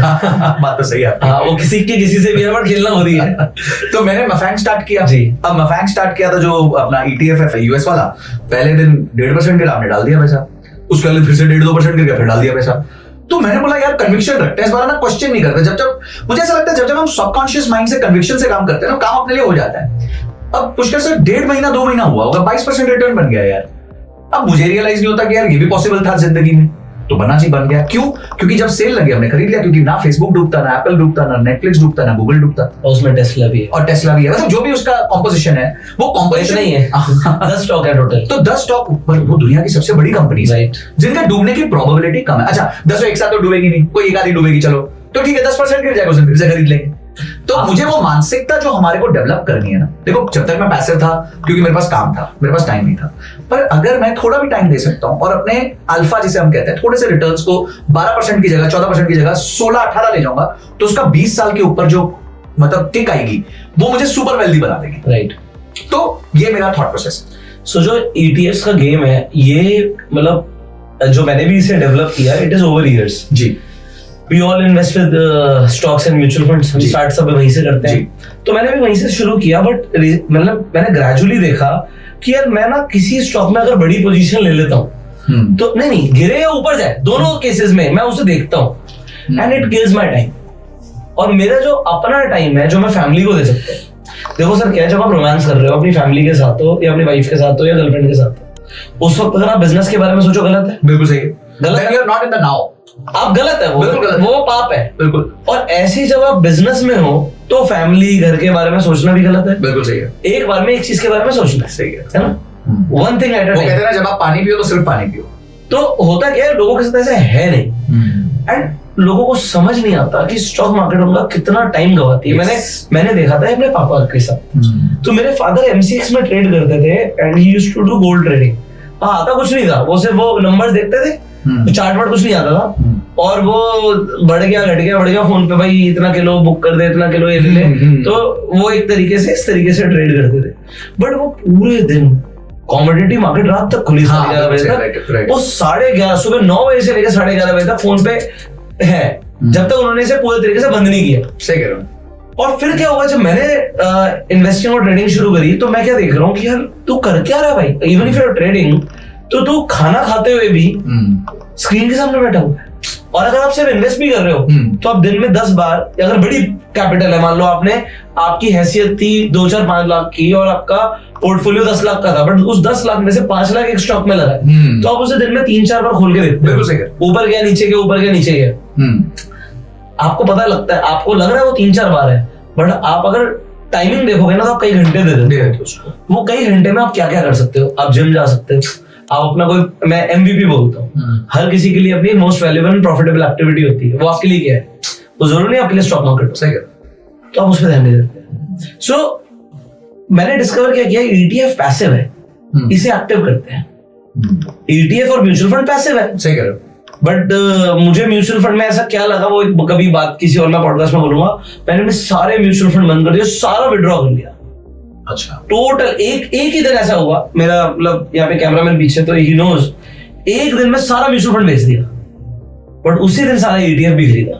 तो ऐसा नहीं था कि कुछ कंपाउंडिंग ना रुके। हाँ, वो कंपाउंडिंग ना रुके, बट एक दिन में सोचा कि यार ये क्यों हुआ है म्यूचुअल फंड में, जो मेरे पास एडवांटेज ETF में। कई लोग हैं इंटरनेट पे वीडियो बनाते हैं कि mutual fund is better than ETF। यहां से चालू होगा अगला। नहीं, मैं कहता हूँ आएगा दिन जब तुम भी बड़े होगे। जो तुम्हें समझ आएंगी चीजें। तो जिस दिन इंडिया में इलेक्शन का रिजल्ट हाँ, 4 जून। उस दिन मार्केट गिरी 4 जून को। हमने बहुत दबा के ETF खरीदे। कई लोग थे ऑफिस में जो देख रहे थे कि भाई ETF खरीद रहे हैं तो हम म्यूचुअल फंड अपना खरीद लेते हैं। उनको अगले दिन का NAV नहीं मिली, अगले दिन का NAV मिला। तो भाई अगर NAV नहीं मिली तो खत्म हो गया। तो मतलब वो आप डिप पे बाय नहीं कर पाए। सही कह रहे हो। तो buying on dip mutual fund में पॉसिबल ही नहीं है। सही कह रहे हो। और ETF के कई एडेड एडवांटेज हैं, बात करेंगे। सो ये ओवर द टाइम मुझे समझ आया। तो एक बार को मुझे समझ आया कि यार ये वो चीज है जिसमें आप बड़ी वेल्थ क्रिएट करोगे ही, क्योंकि ये बहुत बड़ी एडवांटेज दे रहा है then mutual funds and then investing in stocks, क्योंकि आप उसे देख नहीं रहे। ट्रू। आपने पैसा इसीलिए बनाया क्योंकि आपने बेचा नहीं। सही कह रहे हो। जब गिर रहा था तो खरीदा भी। यस। तो इसलिए आपकी रिटर्न डबल हो गई। यस। सो उसके ऊपर हम काफी डिस्कशन कर चुके हैं, तो अब हम ETF पे आ गए। सो ये हमारा एक फाइट का पार्ट था कि MF versus ETF, mutual fund versus ETF। हाँ। तो हमने इसके ऊपर अब डिस्कशन कर लिया है। म्यूचुअल फंड पे मैं एक चीज बोलना चाहूँ जी। देखिए, ETF has very added advantages, specially around the fact कि आप एक बास्केट को एक्टिवली ट्रेड कर सकते हो, और एक्टिवली ट्रेडिंग उसको एक्टिवली होल्ड भी कर सकते हो। सो फॉर एग्जांपल, अगर आप डेरिवेटिव्स करते हो, फ्यूचर्स ऑप्शंस करते हो, तो आपको पता है एक्सपायरी अगले महीने या अगले हफ्ते है, या जो भी आपने एक्सपायरी की होगी। Versus ETF, you can hold for let's say next 10 years, 20 years, whatever duration you want. अब मैं म्यूचुअल फंड्स पे आता हूं। मुझे लगता है कि हमारा जो भारत है उसमें अभी जो इन्वेस्टर्स है ना, उन्होंने कभी इन्वेस्ट किया ही नहीं। एक चाणक्य के साथ एक बड़ी अच्छी कहानी हुई थी। जी बताइए। वो कहानी ये थी कि एक बार वो जंग हार के आए, ठीक है, वो तो मतलब क्या ही जंग हारते थे। तो उन्होंने जो गाइडेंस की उसके बेसिस पे जंग हारे। जंग क्यों हारे? क्योंकि उन्होंने ना सीधा वहां आक्रमण किया जहां पे कोर दुश्मन की सेना बैठी हुई थी। जी। तो वो कहीं अपने घर आ रहे थे, तो उन्होंने देखा एक बच्चा खिचड़ी खा रहा है, ठीक है, और खिचड़ी खा रहा है, तो जैसे ही खिचड़ी उसके प्लेट में रखी, उसने सेंटर में हाथ डाल दिया और ऐसे ये कर रहे। तो माँ ने बहुत डांटा, बोला बेटा तेरे को समझ नहीं आता, खिचड़ी कभी भी सेंटर से नहीं खाते, साइड से खाते, परिधि से खाते, धीरे धीरे खाते खाते खाते सेंटर पे आते। चाणक्य वो चमक गई, बोले यार ये बात तो सही करी है, मैंने जाके सीधा जो अटैक किया ना, इसलिए फंसा, साइड से अटैक करूंगा जहां उनकी छोटी टुकड़ियां होंगी। इन्वेस्टमेंट भी ऐसा ही है पुष्कर सर जी। एक व्यक्ति जिसने आज तक स्टॉक मार्केट की शक्ल नहीं देखी, दोस्त के कहने पे डीमैट अकाउंट खोला है। वैसे तो लोग दोस्त के कहने पे ही करते हैं, डेटा के कहने पे कुछ नहीं करते, ठीक है। तो इस आदमी को क्या करना चाहिए? ये डरा हुआ है, इसको पता नहीं है, इसने देखा नहीं कि किसी दिन 2% भी नीचे गिरा तो उसका धक चालू हो जाती है। तो परिधि से जो खाना है वो मेरे हिसाब से म्यूचुअल फंड। बिल्कुल ठीक है, शुरू कर लो, फिर सेंटर में आओ। मैं तो कहता हूं हर चीज करो, आपको जो सही लगे वो करो, पर आपको पता होना चाहिए आपका कैपिटल एलोकेशन क्या, आपकी रिस्क टेकिंग कैपेबिलिटीज क्या। अपना घर बेच के मत करो भाई, अपने कैपिटल। लोग क्रिप्टो पे कहते हैं मैं तो करूं, कोई चक्कर नहीं, कैपिटल का 5-10% करूं। भाई डूबा तो 5-10% ही डूबेगा ना, 90% को सेफ एसेट्स में रखो, हाई क्वालिटी एसेट्स में रखो। तो ये मेरा मानना है कि कोई भी चीज को परिधि से खाओ। आपका मानना बिल्कुल वैलिड है, और आज से 2 साल पहले, ज्यादा बड़ी बात नहीं करूंगा, उससे 2 साल पहले यही बिल्कुल परफेक्ट था। अब 2 साल में क्या चेंज हुआ है? आप स्टॉक SIP और ETF SIP भी कर सकते हो। तो जैसे आप म्यूचुअल फंड के लिए एक बार टाइम लगाते हो, वो एक ही बार टाइम आपको स्टॉक SIP या फिर ETF SIP के लिए लगाना है जी। And it is the same thing. It is the same thing, perfect, it is the same thing. बिल्कुल। तो वो एक ही चीज हो जाएगी, बस इसमें हमारी जो अप्रोचेस है वो 1 लेवल अप है, राइट, जो कि परफेक्ट है। मैं उसमें और कोई नहीं, वो मैं कह रहा हूँ जब आदमी खिचड़ी परिधि से खाएगा, वो 1 लेवल अप तो है, किसी दिन आ जाएगा, सेंटर पर भी आएगा। वो जैसे आप डबल कंपाउंडिंग करते हो करेगा आदमी, पर उसका पहला दिन वो नहीं हो सकता, वो तो इम्पॉसिबल। हाँ। बट अब बात ये है कि जो लोग हमें सुन रहे हैं वो कुछ तो समझ रहे हैं और बिल्कुल सही जा रहे हैं, और इस पे आप कोई आर्ग्यूमेंट नहीं है। बिल्कुल, वो लोग भी समझ गए कि उन्हें क्या करना है। यस, हाँ। अब आप कौन से स्टेज पे उसके हिसाब से डिसाइड, वो आप हमने डिसाइड कर लो। अब हम आ जाते हैं नेक्स्ट पे। सो अगेन आपकी एक रील बड़ी वायरल हुई कि जिसमें आपने बात करी कि I don't own a house and मैं रेंट पे रहता हूँ और वो मेरे लिए बहुत अच्छा है। तो रेंटिंग वर्सेस बाइंग पे बहुत डिस्कशन होती है, कई सारे फिर इन्फ्लुएंसर्स इसके प्रो एंड अगेंस्ट में बात करते हैं। सो पहले तो आप जो मानते हैं, जो आपकी धारणा है, जो आपकी विचारधारा है, पहले आप उसे बताइए। तो मेरी असली विचारधारा सुन लो। हाँ, असली विचारधारा ये है कि हम तो अपने शरीर को भी ओन नहीं करते। ठीक बात है, ठीक है। और भाई आप घर लेते हो तो आपको पता है 11 महीने की लीज है, हमें तो शरीर की लीज का पता ही नहीं, ये तो कभी भी जा सकता है, नश्वर मनुष्य। तो जब हम सारा अपना शरीर ही ओन नहीं करते तो क्या घर ओनरशिप करनी, क्या ये करना, ये मेरा ओरिजिनल थॉट नहीं, आप पूरा बढ़िया मेरा सात्विक थॉट प्रोसेस है। आप स्पिरिचुअल बोलो, मैं सबको सुनने के लिए रेडी हूँ। अगर तुम्हें काउंटर करना ही है मुझे। तो ये मेरा स्पिरिचुअल थॉट प्रोसेस है, फ्रैंकली स्पीकिंग। तो मैं क्या डिस्कनेक्टेड रहता हूँ, बहुत डिस्कनेक्टेड, मैं भगवद गीता बहुत पढ़ता हूँ और बहुत क्या जितना मतलब हमारी हैसियत है उतना पढ़ लेते हैं। तो मैं स्पिरिचुअल लेवल पे ये मानता हूँ। तो मुझे क्या डिटैचमेंट इतनी ज्यादा होती है कि मेरे को लगता नहीं कि मुझे ये सब चीजें ओन करनी चाहिए। जी, पहली चीज ये। बट चलो हम आते हैं भाई, भौतिक जीवन है, भौतिक जीवन के सुख सबको चाहिए। अब देखिए, मैं ये कहता हूं कि घर खरीदने के लिए ना, घर लोग कहते हैं इमोशनल डिसीजन है, मेरे हिसाब से घर खरीदने के लिए इमोशन नहीं चाहिए, घर खरीदने के लिए औकात चाहिए। ठीक है, अब औकात की बात करते हैं। मैं आपको डेटा के साथ बात बताऊं जी। एनसीआर में 2013-14 तक जो एवरेज घर का प्राइस था वो एक इंसान की तनख्वाह का, एक नॉर्मल बंदे की तनख्वाह से 2.5 से 3 गुना का रेशियो था। तो एक व्यक्ति अगर 10 लाख रुपए कमाता तो 30-35 लाख में ईयरली आपकी बात? हाँ, ईयरली इनकम का 3 टाइम्स होता है, 2.5 से 3 गुना होता था। ठीक है जी। अब हमारे जो भीष्म पितामह है हाउसिंग के, वो श्री दीपक पारेख जी। अब दीपक पारेख जी की अगर आप बात सुनो, जो एचडीएफसी के चेयरमैन है, उन्होंने उसके मतलब उसको फाउंड किया था, तो उन्होंने कहा था कि आप जब घर खरीदते हो आपकी सालाना तनख्वाह का 4 गुना से ऊपर नहीं होना चाहिए। ठीक है। अब आप मुझे बताओ, आज जो स्थिति है, ये डेटा के साथ बता रहा हूं मैं आपको जी, क्या भी चाहिए। आज एनसीआर का जो होम प्राइस है डिवाइडेड बाय एनसीआर के एम्प्लॉइज की average salary, that is 11 times जी। ठीक है। तो अब मुझे आप बता दो कि अगर एक व्यक्ति 10 लाख रुपए की तनख्वाह पे है, आज उसको नोएडा में, चलो गुड़गांव तो बहुत ही महंगा है, नोएडा में एक 2 बेडरूम चाहिए जी साहब, उसको 70-80 लाख से नीचे नहीं मिल सकता ग्रेटर नोएडा में तो स्कोप ही नहीं है। राइट, ठीक है, एग्रीड। 80 लाख का घर है जी, 80 लाख के घर के लिए आप भी जानते हो, पहले तो 7 to 8 रादर, अगर अंडर कंस्ट्रक्शन है तो करीबन 10% की ट्रांजैक्शन कॉस्ट है जी। तो 80 का वो सीधा 88 हो जाता है। चलो हम 80 ऑल इन मान लेते हैं, उसमें 20% आपको खुद का देना जी। तो पहले 16 लाख जमा करा, कहां से ला? चलो आपके माता पिता ने दे दिया, आपके सास ससुर ने दे दिया, किसी ने दे दिया जी। अब आपके पास बचे 64 लाख रुपए। 64 लाख रुपए के लिए आपको जो ईएमआई आएगी 64 लाख की, गिव और टेक 50-52 हजार के आसपास है। ठीक है, मैं ऐसा डिपेंड करता है साल। हाँ, मतलब मैं 20 साल पकड़ रहा हूँ, 800 रुपीज पर लाख टाइप्स आपकी आएगी ईएमआई, तो 50-52 हजार रुपए के आसपास की आएगी। थोड़ा और कम कर दोगे, 25 साल और कम कर दोगे ना, 50 हजार की ईएमआई अफोर्ड करने के लिए मुझे ऐसा लगता है कि आपकी तनख्वाह उससे 2.5 गुना ज्यादा होगी, कम से कम। ठीक बात, 1.25 लाख। तो आपकी 1.25 लाख की इनकम होगी तो आप एनसीआर में घर खरीद सकते हो जी। ठीक है जी। अभी बात खत्म नहीं, मैं आपको पूरा समझाता हूँ। हाँ, मैं बहुत टाइम है तो 1.25 लाख की आपकी इनकम होनी चाहिए। आज एवरेज अगर आप देखें तो भारत में मात्र 10% लोग ऐसे हैं जो 25,000 रुपए महीना या उससे ज्यादा कमाते हैं। मेरा डेटा नहीं, देश का डेटा। बिल्कुल ठीक है। चलो जी, मैं कहता हूँ कुछ क्या कहते हैं, ऐसी पैरेलल इकोनॉमी के भी लोग होंगे, तो आप 10% मत मानो, आप कह दो कि 20% ऐसे लोग होंगे देश में जो 25,000 से ऊपर कमाते हैं। तो बचे कितने लोग खरीदने के लिए? तो 1.25 लाख रुपए अगर आपकी इनकम है, यानी आप 15 लाख रुपए साल का कमाते हो, तो आप एक एनसीआर में 2 बेडरूम को अफोर्ड कर सकते हो, जिसमें आपको 50,000 रुपए महीने की किस्त देनी पड़ेगी। अब क्या आपके पास जीवन में और कोई विकल्प नहीं है? अब यंग हो, इस पैसे को आप कहां इन्वेस्ट कर सकते हो? मैं कहता हूं एसआईपी छोड़ो, यहां तो इन्वेस्ट कर सकते हो, कोई नया कोर्स कर सकते हो। मैं आपको मजेदार बात बताता हूं, जो घर मेरे फादर ने 2003 में लिया बॉम्बे में, जब मैं 2008 में नौकरी लगा, मैं उस घर को उधार लेके नहीं खरीद सकता था पुष्कर सर। ठीक है, मतलब मेरे पास मेरी इनकम में इतनी कैपेसिटी नहीं थी कि बैंक मेरे को बोलता मैं चलो उधार दे दूंगा तेरे को, वो घर उतना महंगा था। आज जो उस घर की वैल्यू है ना, मैं अपने कैश इन बैंक से या म्यूचुअल फंड से या जो भी मेरे पास लिक्विड एसेट्स है, उस घर को 5 बार खरीद सकता हूं बिना उधार के जी। तो कौन ज्यादा तेज कंपाउंड किया, मेरा घर या मैं? ठीक है, आप बोलो, बिल्कुल बोलिए। तो माय पॉइंट इज कि जब आप यंग हो, आपके अभी इनकम सोर्सेज ज्यादा नहीं है, आपको पता नहीं आपका कल अपॉर्चुनिटी कहां होगा कहां नहीं होगा। आप आज दिल्ली हो, कल दुबई हो सकते हो।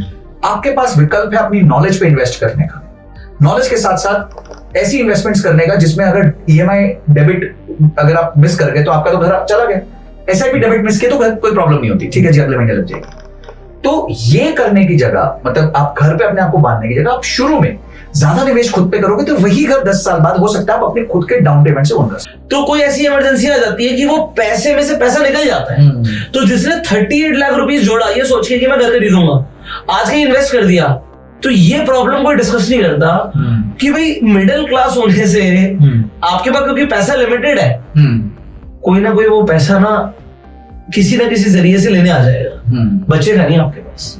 आप सोचो कि आप उसे होल्ड करके रखोगे, ऐसे बहुत कम लोग हैं। और आपने खुद बोला SIP करने वाले जब 5 साल में 100 में से 3 है, तो वो 38 लाख रुपीस को स्टोर करके रखने वाले कितने होंगे? क्योंकि मैं आज कुछ कर लेता हूँ, कोई कोर्स सीख रहा हूँ, कुछ कर रहा हूँ, तो मैं एक लैपटॉप ले लेता हूँ, 1.5 लाख गया, 1 लाख गया, मैं कुछ ये कर लेता हूँ तो उसमें पैसे गए, तो होता कि वो पैसे चले जाते हैं and then you always regret. अब मैं एक बात बोलता हूँ, आप मुझे बताओ अमीर कौन है जिसने घर रेंट पे दिया है, जो रेंट पे रह रहा है? आप मुझे it's not about you, it's not about you, वही है जिसने घर दिया है, जिसने घर दिया, क्योंकि ओनरशिप जो है ना। अब एक नई चीज आपने बोला, यंग एज में घर नहीं खरीदो क्योंकि तुम्हें नहीं पता तुम कहां रहोगे, बट ये 80% लोगों के साथ ट्रू नहीं है। ये सिर्फ मेट्रो सिटीज में है जहां पर आप सर्विस इंडस्ट्री के अंदर हो, जहां पर आज आपको नहीं पता आप साइबर हब में हो, कल बैंगलोर में होगे, कल दुबई में होगे, क्योंकि तुम देख उन लोगों को रहे हो इसलिए उन लोगों की बात कर रहे हो। बट 80% ऐसे नहीं है लोग, वो 80% ऐसे लोग हैं जिन्होंने आज तक पहाड़ या समुद्र नहीं देखा होगा। मैं अपनी मेड को इस बार हिल्स पे ले गया क्योंकि एक बच्चा को संभालने के लिए चाहिए थी। उसने बोला कि वो रो पड़ी, उसने कहा मेरे माँ बाप ने इतना सुख नहीं दिया, मेरी वाइफ को बोलती, मैंने आज तक पहाड़ नहीं देखे थे। इसे हम कहते हैं विपरीत राजयोग। जो भी राजयोग है बट किसी और के बेसिस पे है। सो शी सेड कि मेरे को कभी मेरे हस्बैंड ने या मेरे फैमिली ने नहीं अफोर्ड कर पाए, कभी ऐसा सुख ही नहीं मिला, हम कभी गए नहीं, हम गांव के बाहर नहीं गए, हमें पता ही नहीं कि मतलब उसके बाहर दुनिया भी है। सो होता क्या है कि मैंने कई सारे लोगों को ऐसे देखा है जिन्होंने किसी सर्कमस्टांस में अपना घर बेच दिया and then they always regret कि यार वो नहीं बेचा होता ना, मेरे दादा ने नहीं बेचा होता तो आज मैं ये होता, आज मैं अंबानी होता। ये आपने बहुत सुना होगा। सही है। तो यंग एज में मैं ऐसा मानता हूं, अगर आपने घर बना लिया तो उल्टा, अगर बना लिया तो अगर आपने यंग एज में घर बना लिया, अब एक तो वो आदमी था जो 38 लाख का नहीं लेके किसी की वीडियो देख के घर नहीं ले पाया, ये पीछे कैमरामैन बैठे, इसने मेरे से ये पूछा कि मैं घर लूं या ना लूं, मैंने इतने पैसे जोड़ लिए हैं, मान लो similar budget, he is working with me for last 5 years now तेरे घर के पैसे डबल हो गए ऑलमोस्ट, डबल। अब आप सोचो रियल एस्टेट में इसने कहीं भी इसने फरीदाबाद में लिया, इसने फरीदाबाद में लिया, डबल हो गए। बट पॉइंट इज दिस, अगर उस टाइम पे नहीं लेता तो आज अफोर्ड नहीं कर सकता, आज भी रेंट पे रह रहा होता। और अब क्या है, मैं इससे पूछता हूँ, कहता सर पीस ऑफ माइंड है, बेचारे की शादी हो रही है क्योंकि घर अपना है। और ऐसे ऑफिस में भी कई लोग हैं जिनकी शादी नहीं हो पा रही क्योंकि ये कोई बात ही नहीं करता, यंग एज में घर नहीं है तो कोई अपनी लड़की नहीं देता, ये बात नहीं करता कोई, क्योंकि ये कैसे करेगा बात, ये तो बड़ी पर्सनल चीजें हैं। ट्रू। बट एक्चुअल में सर कोई लड़की नहीं देता क्योंकि उसे पता है आज पता है इसका ठिकाना नहीं है, इंस्टेबिलिटी देख के। Point is this. इसके अलावा क्या होता है कि लोग आप पे ट्रस्ट कम करेंगे। आज आपको और मैं एक अलग रिलेशन हो गए, बट अगर कोई रेंट पे रह रहा है तो हमें होता है यार अगर इसने हमसे कुछ पैसे ले लिए कहाँ का भाग जाएगा, और भागते ही जितने लोग भागते हैं वो ज्यादातर रेंट पे होते हैं। ये मेरी फैमिली में मैंने अपनी मम्मी से देखा कि मम्मी ने किसी पर ट्रस्ट किया और उन्हें छोटा सा पैसा दे दिया, अब उनको फोन ही करते रह रहे हैं। सो ये वाली चीज पे ना लोग बात नहीं करते। देखो अब है क्या कि मैं 0 से मैंने शुरू किया, आई विल बी 13, मतलब इस बार अगले महीने जनवरी में 1 जनवरी को मैं 30 साल। अरे वाह, मैं आपसे 10 साल छोटा हूँ जी, ठीक है।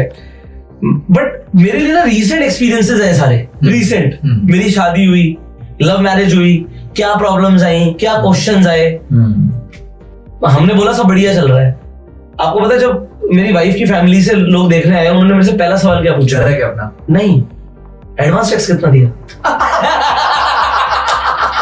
चार्टर्ड अकाउंटेंट फैमिली है क्या, बिजनेसमैन फैमिली है सर। मतलब आप सोचो, कह रहे हैं एडवांस टैक्स की अभी डेट गई है, आपने टैक्स कितना दिया है बताओ। मतलब रियलिटी निकालने के तरीके देख रहे हैं। बिल्कुल सही कह रहे हैं आप समझ, रियलिटी निकाल। देखो एक फर्स्ट क्वेश्चन, मतलब I was not even prepared. देखो क्या, मैं आपको इसमें मजेदार बात बताता हूँ, सॉरी एक बीच में। और आप में से बता रहा हूँ जो ज्यादा ढींगे हाके ना आपके सामने कोई ससुर जी सुन रहे हो किसी को और कोई लड़का कोई दामाद बनाना चाह रहे हो और वो बोले कि भैया मैंने इतना उतना, उससे पूछना ये वाला क्वेश्चन, क्योंकि ये बड़ा खतरनाक क्वेश्चन था। मैं आपको मजेदार बात बताता हूँ ना, हम लोग कहते हैं कि जब भी कोई बैंक या कोई बंदा क्रेडिट देता है तो उसके 3 C's होते हैं जी चेक करने के। पहला C होता है कैरेक्टर, दूसरा C होता है कैपेसिटी, तीसरा C होता है कोलैटरल जी, ठीक है जी। तो अब आपके केस में भी वही हुआ, वो बिजनेसमैन है, उन्होंने पहले आपका कैरेक्टर, अब कैरेक्टर क्या चेक करे, लव मैरिज है, भाई लड़की को पसंद है लड़का, यानी दोनों एक दूसरे के साथ ही होंगे, ठीक है। तो कैरेक्टर चेक में आप 10 out of 10 निकले। सेकंड उन्होंने चेक कर कैपेसिटी, भाई की कैपेसिटी कितनी है पहले वो चेक करो।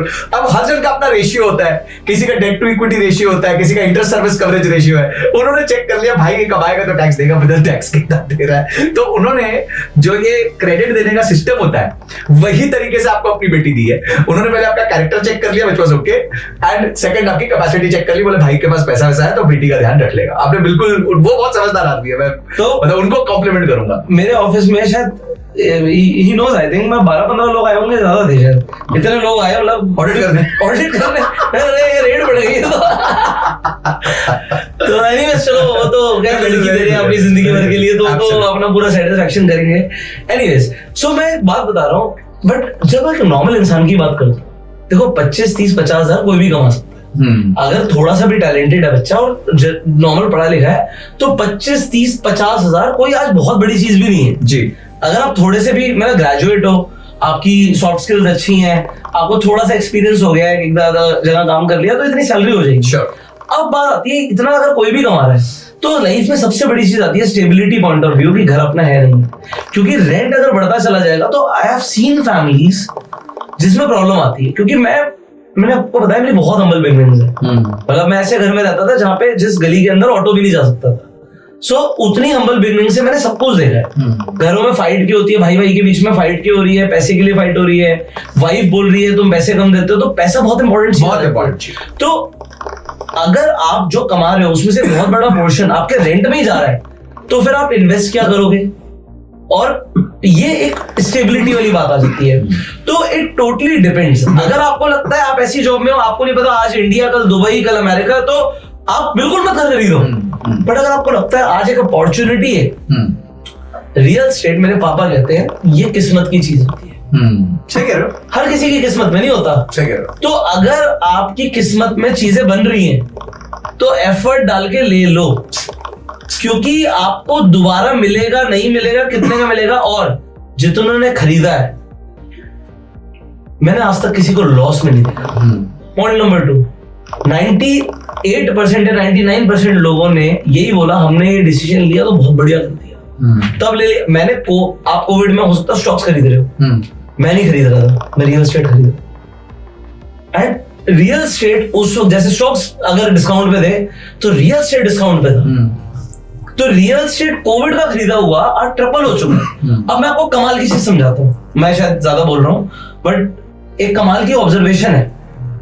अगर आज मैं आपको बोलूं आपके पास आज कॉर्पस इकट्ठा हुआ ओवर द इयर्स 5-6 करोड़ का, आप निकालो और किसी स्टॉक में डाल दो, क्या आप डालोगे? नहीं डाल सकते।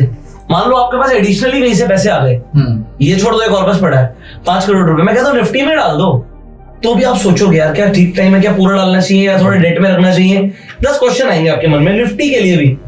बट अगर मैं रियल एस्टेट की बात करता हूँ, it is considered to be a safest investment, और हम लैंड के प्रेफर करते हैं। मैं कहता हूँ चाहे आप गांव में हो, बट अगर जमीन खरीद सकते हो जमीन ले लो।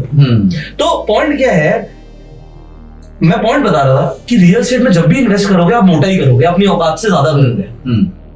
देखो आपके जो पॉइंट्स है ना, उससे मैं पॉइंट्स बता रहा हूँ। देखिए आपके और मेरे असम्पशन में एक फर्क था।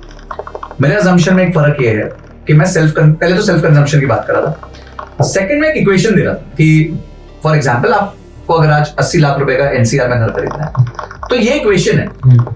मैं ये अगेन ये नहीं हूं कि मैंने as I said I am not against buying house, I am saying do the math also, ठीक है। तीसरा, जैसे आपने एग्जांपल अपने कॉलीग का दिया जिसके पास 45 में से 38 लाख जेब में थे, तो उसको ले लेना चाहिए था, वो कोई प्रॉब्लम नहीं थी। जब 45 में से 38 लाख की जेब में है तो 7 लाख का ही गैप है, 7 लाख का गैप तो डेट में रील देखी मेरी ना देखी हो बस आपकी तब तक नहीं थी, आप अभी आए हो, मैं अभी आया, बच गया, नहीं तो आपको शायद ऑफिस में पीट देता। नहीं ऐसा कुछ नहीं करेंगे, बट मैं एक बात बोल रहा हूँ कि पीपल गेट इन्फ्लुएंस्ड इजीली। नहीं मैं कह रहा हूँ डू द मैथ।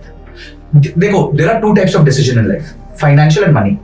मेरे पास एक कपल आया, बहुत अच्छा पैसा कमाना है, 14 लाख रुपए महीना post tax income. Oh my God, very good, very good income, very nice, दोनों बहुत अच्छे प्रोफेशनल्स हैं। अब आके बोलते हैं संजय सर घर खरीदना है, मैं नहीं खरीदना चाहता, मेरी वाइफ खरीदना चाहती है। मतलब खरीदो, बोलते आप तो मना करते हो। मतलब मैं उन लोग को मना करता हूँ जो नहीं खरीद सकते। आप 14 लाख रुपए महीना कमा ले, बोलते कितने का लेना चाहती है? मैंने पूछा मैम आप कितने का घर लेना चाहते हो? मतलब बैंगलोर में 5 करोड़ का घर लेना है, तो जेब से बोलो ये 75 लाख का घर है, इसे फ्लिप कर देंगे, ऐसे कर देंगे, 2 करोड़ का 3 करोड़ का लोन। मतलब बढ़िया 3 करोड़ का लोन 2.5 लाख का EMI, चलो लगो। मतलब he was amazed, he's like Sanjay sir मैं आपको इसलिए हायर किया था कि आप मेरी बीवी को कन्विंस करो घर नहीं खरीदना है। मतलब sorry boss, there are financial decisions and there are money decisions, right. दोनों में फर्क होता है। मनी डिसीजन ये होता है जो आपको सेटिस्फैक्शन भी दे, अगर आप अफोर्ड कर सकते हो सेटिस्फैक्शन, ठीक है। अब आप कोई मुझे आके पूछता है सर मेरे को 20 लाख का बोनस मिला है, मेरे पे 60 लाख का लोन चल रहा है, मैं क्या करूं? मैं पूरा वापस कर दूं या आधा वापस करूं? मतलब भाई देख ऐसा है, तेरे को स्ट्रेस आता है लोन से, तेरे को EMI देख के दुख होता है, पूरा 20 लाख वापस कर दे, खुश रह, ठीक है। पर तेरे को लगता है नहीं यार मेरी तो इनकम ठीक है, जॉब स्टेबल है, सब कुछ है, मैं देता रहूंगा, तो एक काम कर 5 लाख दे दे, 15 लाख निवेश कर दे, वो 15 लाख में भी आधा डेट में कर दे, आधा इक्विटी में कर दे, धीरे धीरे। तो हर जन का देखिए, it is not one size fits all. It's not like कि एक्सेल की टी-शर्ट है मेरे को भी पूरी आ जाएगी, किसी और को भी पूरी आ जाएगी। हम सबके साइजेस और सिचुएशंस अलग हैं लाइफ में। तो मैं जिनके लिए बोल रहा हूं, मैं उनके लिए एक इक्वेशन, मैं तो हर चीज की इक्वेशन दे देता हूं। तुम्हें लुई विटॉन की बेल्ट खरीदनी है, उसकी भी इक्वेशन है, ले लो। अब तुम बोलो नहीं यार बाय नाउ पे लेटर में मैं लुई विटॉन की बेल्ट लूंगा, तो और उतरोगे तुम साला ऑटो से, तो यार फिर काहे की लुई विटॉन की बेल्ट हुई तुम्हारी, और उसके लिए तुम किस्ते भरे जा रहे हो। So my point is never not to enjoy life, my point is to create toll gates, my point is to create rules. भाई टोल गेट होता है, जब आप पैसे दोगे तो खुल जाएगा। आप एक रूल बना लो, if I can buy twice I will buy once. अगर मैं लुई विटॉन की बेल्ट बिना अपने कोई भी एसेट को छुए 2 बार खरीद सकता हूँ, तो मैं 1 बार खरीद लूंगा। 1 लाख की बेल्ट है ना, 2 लाख रुपए मैं खरीद सकता हूँ, जाओ आज। हाँ मतलब अरे उस पर भी रील बनाई है मैंने। तो मेरे पास एक थी पुरानी, किसी ने गिफ्ट की थी 2000 जब मैं 30 का हुआ था, तो मैंने बोला यार पूरे 10 साल में मैंने ये बेल्ट 10 बार पहनी है। मैंने किसी को एक ही बार गिफ्ट करी, उसने एक्सेप्ट नहीं किया। अच्छा, he is a very famous YouTuber also. अच्छा, आप समझ लो जो एक्सेप्ट नहीं करते गिफ्ट, कमेंट। ओके कमेंट बता। सो मैं अगेन टू एंड दिस शायद point from my side, to rest the case जैसे कहते हैं हम लॉयर्स वाले उसमें। तो पॉइंट बड़ा सिंपल है, जो खरीदना है खरीदो, जो करना है करो, इक्वेशन जस्ट मैथ कर लो एक बार, क्योंकि ऐसा ना हो जाए कि आज के खुशी के चक्कर में आप अपने कल को गिर भी कर लो, टोटली गिर। वो 100% ठीक है। देखो मतलब मैंने लाइफ के सारे जर्नीज देखे हैं, बट मैं उन लोगों के लिए थोड़ा सा मतलब आप कह सकते हो कि चिंतित हो जाता हूँ जिन्होंने पैसे जोड़ने के बाद या पैसे कहीं से आने के बाद भी ना वो फिर मेजर डिसीजन नहीं लिया।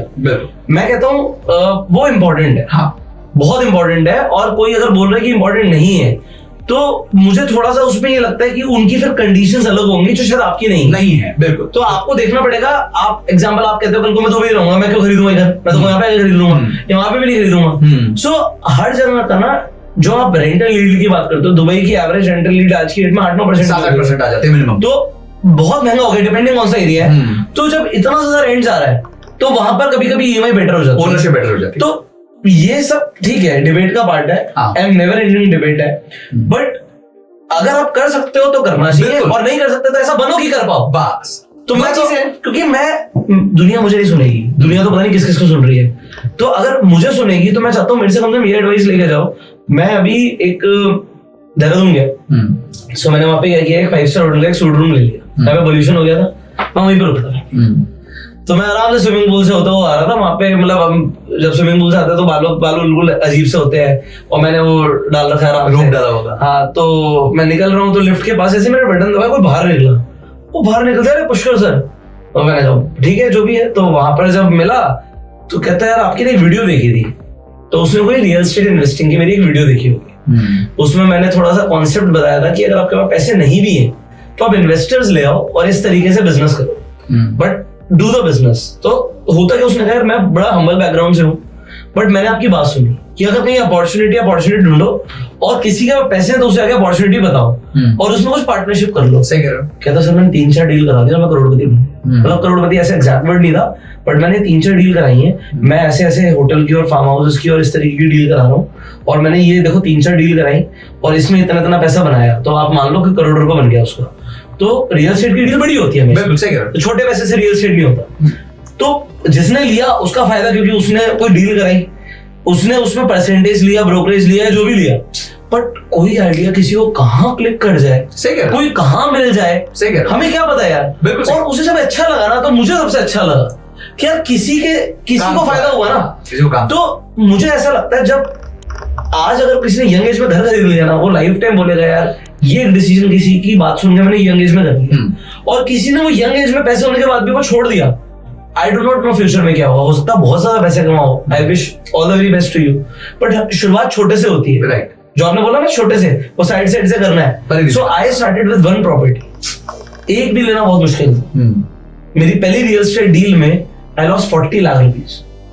आई never told this to anybody, but the thing is I lost it because मुझे I found a better opportunity and I left. जो मैंने स्टार्टिंग में पैसा दिया होगा, हाँ, तो उसमें कुछ अमाउंट मेरा गया, तो वो छोड़ने के बाद भी दूसरी डील ली, उसमें ट्रिपल हो गया पैसा। So that was nothing. अगर 40 लाख गया भी तो फर्क ही नहीं पड़ता, क्योंकि बट सर मैं आपको बात बताऊं, देखो ये ना, ये जो आप शब्द बोल रहे हो, ये शब्द है ना आपकी मानसिकता का पार्ट है। और मैं बहुत लोगों को मिला, आप भी मिलते हैं, ये ना हर व्यक्ति मानसिकता डेवलप नहीं कर पाएगा। 40 लाख छोड़ो या 40,000 का लॉस नहीं लिया जाता, 40,000 छोड़ो 4,000 का लॉस नहीं लिया जाता। हम क्यों मार्केट्स में टिकते हैं? मैं मार्केट्स में सबको क्या बोलता हूँ, in markets you can make money only if you know how to take losses.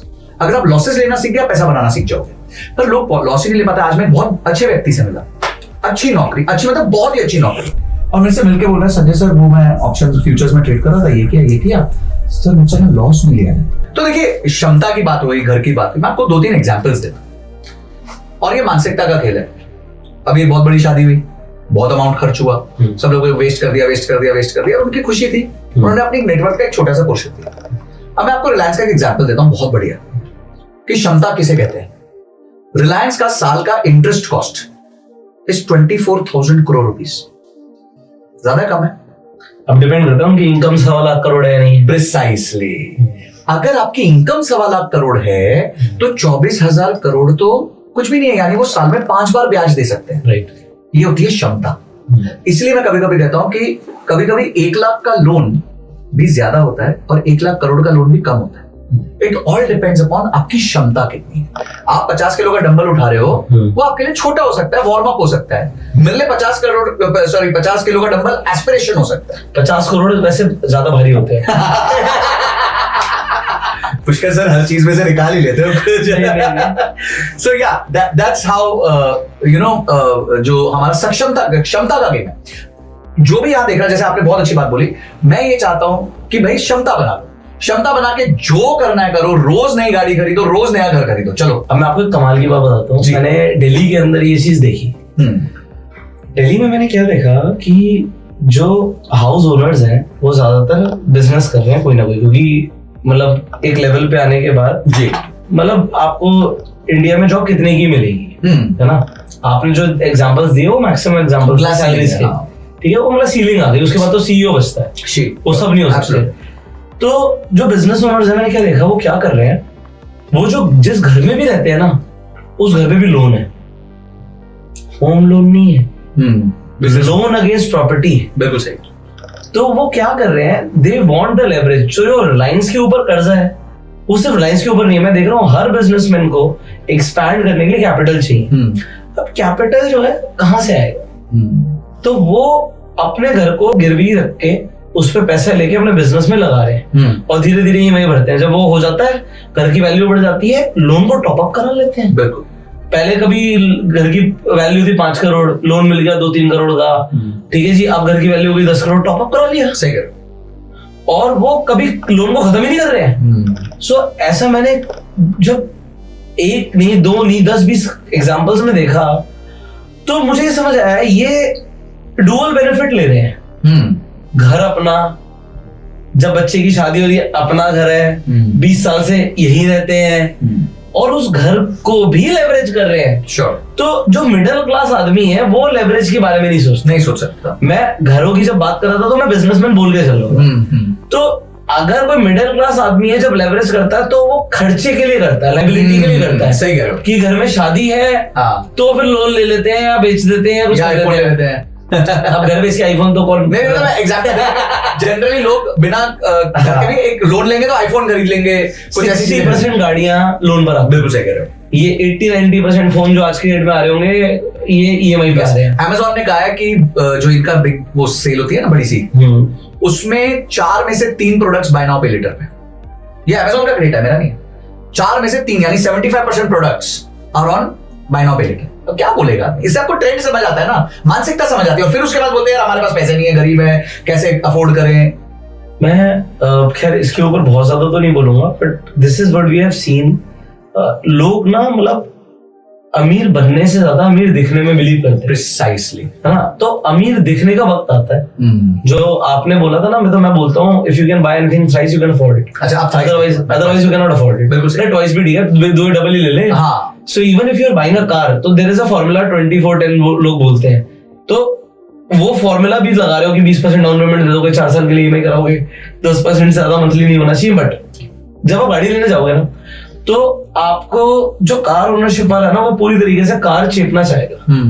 आपकी हैसियत के अकॉर्डिंग मारुति से लेके मर्सिडीज तक कहीं भी चले जाए, तो वो क्या कहेगा? वो कहेगा जी आप कमाते कितना हो? आप मान लो आप कहते हो 1 लाख कमाता हूँ, तो वो कहेगा जी 45,000 तक की ईएमआई करा दो। हाँ, ये आपका मैक्सिमम है बॉस, ये आपका मैक्सिमम है, उतने में आप गाड़ी ले लेते हो। हाँ, और वो लेना नहीं चाहिए। If you are doing it you are living like a broke. बिल्कुल सही है। या फिर आपकी इनकम एक्सपोनेंशियली ग्रो कर रही हो, आपके अंदर ऐसी काबिलियत, आपको पता है कि अब मेरी इनकम एक्सपोनेंशियली ग्रो करने वाली है। अगर वो नहीं है तो एक अलग चीज हो जाती है। सो अब फाइनल डिस्कशन पे आते हैं। मैंने गाड़ी की बात छेड़ी थी, सो मुझे पता है इस वाले आर्गुमेंट में शायद आप जीत भी जाओ। So that is new car versus used car. So गाड़ी क्या नई खरीदनी चाहिए या पुरानी लेनी चाहिए? पहले आप अपनी राय बताइए इस पे। अब इधर भी बहुत इफ्स एंड बट्स हैं, बट एक एग्जांपल के साथ लेते हैं जी। होंडा सिटी एक स्टैंडर्ड गाड़ी में बिल्कुल अच्छी, ठीक है, या चलो ठीक है होंडा सिटी पकड़ते हैं। आज मेरे हिसाब से 17-18 लाख की होगी उसका टॉप वर्जन, 15-16 15 लाख पकड़ लीजिए, 15 तो है ही। ठीक है जी। अब 15 लाख पे 3 लाख रुपए डाउन पेमेंट है, 12 लाख की किस्त है जी, 12 लाख का लोन है। 12 लाख का जो लोन है उसकी किस्त बनती है 24,000 रुपए। ठीक है, बड़ा सिंपल रूल है, 2,000 रुपीज पर लाख। बिल्कुल ठीक है। तो 24,000 की आपकी किस्त हो गई। मेंटेनेंस जोड़ पाड़ के, आपका इंश्योरेंस जोड़ पाड़ के, मेरे को लगता है 3,000 रुपए महीना, 4,000 रुपए महीना और चला जाएगा। ठीक है जी। 28,000 रुपए तो आपके जाने ही जाने हैं। में अभी मैं आपके कॉस्ट ऑफ कैपिटल 3 लाख रुपए को नहीं, कुछ नहीं मानता, ना मैं उस पर ब्याज गिनता, ना कुछ गिनता, चलो ठीक है वो आपके शौक की। अब जी 28,000 रुपए आपके चले गए। अब आप चलाते हो गाड़ी 200 किलोमीटर महीना, 300 किलोमीटर महीना, ठीक है, तो कितना हुआ जी 1 किलोमीटर के पीछे होंडा सिटी आपकी? वैसे 200-300 नहीं चलाते, प्रैक्टिकली लगाते हैं। 10,000 किलोमीटर चलती है 1 साल में। ठीक है, 10,000 चलती है। हाँ। बहुत बढ़िया आपने बात, बिल्कुल यही चलती है। मोटा मोटी 800 चलती है। तो 800, 24,000 डिवाइडेड बाय 800 कितना हुआ? 30 रुपए। 30 रुपए पर किलोमीटर। तो 30 रुपए फिक्स्ड कॉस्ट है। अभी मैंने पेट्रोल नहीं जोड़ा। 10 रुपए का cost, owning cost, ownership cost है। 10 रुपए का आपका वो है, क्या कहते हैं, पेट्रोल कॉस्ट है। तो 40 रुपए लगा। 40 रुपए तो जाने ही जाने हैं आपके, ये तो बच ही नहीं सकते। और 5 साल बाद गाड़ी समझो वो 3 लाख आपके वापस आ गए, तो उसकी ब्याज कॉस्ट हम 0 मान लेते हैं। चलो वैसे मान लेनी चाहिए, बट फिर भी उसको 0 मानते हैं। तो आप होंडा सिटी भी ओन करते हो ना, तो it is 40 rupees per kilometre. Uber कितनी है, ओला कितनी है, मुझे बताने की जरूरत नहीं है। It ranges anywhere from 15 to 20 to 25 rupees, और वो भी सेडान्स की कैटेगरी में। वो ड्राइवर के साथ आ जाए, और वो ड्राइवर के साथ भी अगर मैं उसको जोड़ दूं तो 20 रुपए और पकड़ लो, 20,000 का ड्राइवर पकड़ लो। ठीक है, तो 60 रुपए आपकी है कंपैरेबल कॉस्ट। ठीक है, बट आप कहते हो जी मेरी गाड़ी होनी चाहिए, सब होना चाहिए। मान लिया आपकी जो भी कमाई है उसके 15% के अंदर वो ईएमआई आनी चाहिए, ये मेरा मानना है। ठीक है जी। तो अगर आप 24,000 की ईएमआई दे रहे हो, अफोर्ड करना चाहते हो, तो इसको इंटू 6 कर दो, तो मोटा मोटी 1.5-1.6 लाख आपकी। अगर आप 1.5 लाख कमाते हो तो आप होंडा सिटी अफोर्ड कर सकते हो, अदरवाइज आप नहीं कर सकते। ठीक है, अब आपकी मैंने क्षमता बता दी है। अब आप उसमें नई होंडा सिटी ले लो या पुरानी फॉर्च्यूनर ले लो। फॉर्च्यूनर बोल रहा हूँ, सॉरी गलत हो जाएगा। पुरानी कोई ऐसी गाड़ी ले लो जो 25-30 लाख की ओरिजिनल प्राइस है। फॉर्च्यूनर तो बहुत महंगी है, 50-60 लाख की गाड़ी है। ठीक है, वो सेकंड हैंड भी आ जाएगी, पुराना मॉडल सस्ता है। हाँ ठीक है जी। अब चॉइस आपकी है, मैं कोई नहीं होता आपको कहने वाला कि आप नहीं लो पुरानी लो। आपकी क्षमता ही है जी। ठीक है, आपकी क्षमता है 24,000 आप दे सकते हो। आपकी 1.5 लाख कमाई है, 24,000 दे सकते हो। अब 24,000 के हिसाब से जो गाड़ी आती है, आपको लग रहा है नहीं नहीं नहीं, मेरे तो घर में एकदम वो फीता काटे हुए, वो सैटिन का कपड़ा उतारते हुए मेरे को फोटो खींच के इंस्टाग्राम पे। सैटिन का कपड़ा तो यूज करने भी आ जाएगा। पर चलो ठीक है जी, नहीं मेरे को फर्स्ट हैंड चाहिए, मेरा नाम सबसे पहले होना चाहिए आरसी पे। तो अगर वो आपके मन के क्राइटेरियाज हैं तो ठीक है जी, आपकी मर्जी है, कोई प्रॉब्लम नहीं है। बट अगर नहीं है इतना, ठीक है, तो 2-3 साल पुरानी यूज्ड गाड़ी में कुछ नहीं खटता। ये बहुत बड़ी बड़ी गाड़ियां बनती हैं, इंजन बहुत पावरफुल होते हैं, 10-10, 15-15 साल लेते हैं। अगर आप मुझसे पूछो, मैं तो सेकंड हैंड गाड़ी लेता हूँ, मेरे पास फॉर्च्यूनर है, which is a used car. कोई प्रॉब्लम नहीं है, यहाँ तक 100% ओके है, मेरे को कोई प्रॉब्लम नहीं है। और मैं खैर मैंने बोला इसमें आप जीत सकते हो, क्योंकि मैं यूज कार के फेवर में इसलिए हूँ क्योंकि इसमें ना सिर्फ एक ही फैक्टर है, that is pride of ownership. इसके अलावा कोई फैक्टर नहीं, वैनिटी है।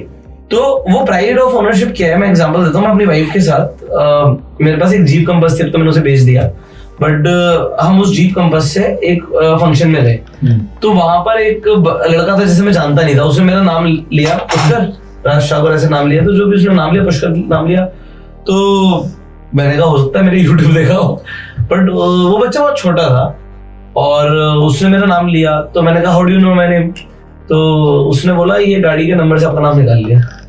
ओ अच्छा। हाँ, तो उसने वहीं पे बोला ये आपकी फर्स्ट हैंड कार है और ये, और मतलब आजकल डेटा निकालना बहुत आसान है, बहुत आसान हो गया नेट पे, ठीक है। तो कुछ लोगों की यूट्यूब के चैनल चल रहे हैं इस पे कि ये गाड़ी जो है ये सेलिब्रिटी की, आइए देखते हैं, ये उनके नाम पे है, सेकंड हैंड है, लोन के बिना है, मतलब इस पे व्यूज आ रहे हैं Pushkar sir, just imagine could be content. So मैंने वो देखा यार, इट इज मतलब very easy for somebody to find it. So होता क्या, जब आप कहीं कोई गाड़ी लेके जाते हो, नोबडी नोज वो नई है पुरानी है, और मैं कहता हूँ अगर आपको इस चीज का है कि कोई सर्च करेगा तो वो 10 में से एक बंदा भी नहीं करेगा, सही कह रहे हो, वो 100 में से एक होगा, उसके अलावा इट इज नथिंग। और क्या है, जो फर्स्ट टाइम आप लेकर आ रहे हो, बस तभी मतलब नियर एंड डियर को पता है कि आपने नई ली पुरानी ली है, क्या लिया। उसके बाद आप जहां पर भी लेके जा रहे हो, गाड़ी इतनी चल रही है कोई नहीं जानता, इट इज फॉर्च्यूनर और या फिर इट इज XYZ, जो भी है वो कार है, ठीक है। अब यहाँ पर ना एक स्वीट स्पॉट होता है, जो मतलब जब मेरे पास बिल्कुल, क्योंकि मैंने स्क्रैच से शुरू किया, मेरी फर्स्ट कार थी होंडा एसेंट। मैंने नहीं कभी, आपने वीडियो देखी नहीं होगी, मैंने कभी डाली भी नहीं, तो होंडा एसेंट मैंने 2 महीने के लिए ली थी, 1 लाख की ली थी, 1 लाख रुपए की, इतनी सस्ती, मतलब आज से मैं ऑलमोस्ट 13-14 साल पहले की बात कर रहा हूँ जी, और 1 लाख की ही बेचती मतलब ऑलमोस्ट, मतलब की जो ली और कॉस्ट टू कॉस्ट बेचती, जहां से ली, मतलब जिस डीलर से ली मैंने उसे वापस दे दी। इतने में तो उसने आरसी भी ट्रांसफर नहीं कर पाया था वो, तो मेरे को नहीं समझ आई, वो बहुत ज्यादा खर्चा मांग रही थी, क्योंकि इतनी कम रेट पे क्या मिलेगा, क्या मिलेगा। फिर उसने मुझे क्या किया, उसने मुझे एक फोर्ड फीगो दी, वो ग्रीन कलर की थी, मेरे पास एक कार, आज भी मेरे पास ग्रीन कलर की कार है, बस मैंने गाड़ी बेच दी, रंग रख लिया।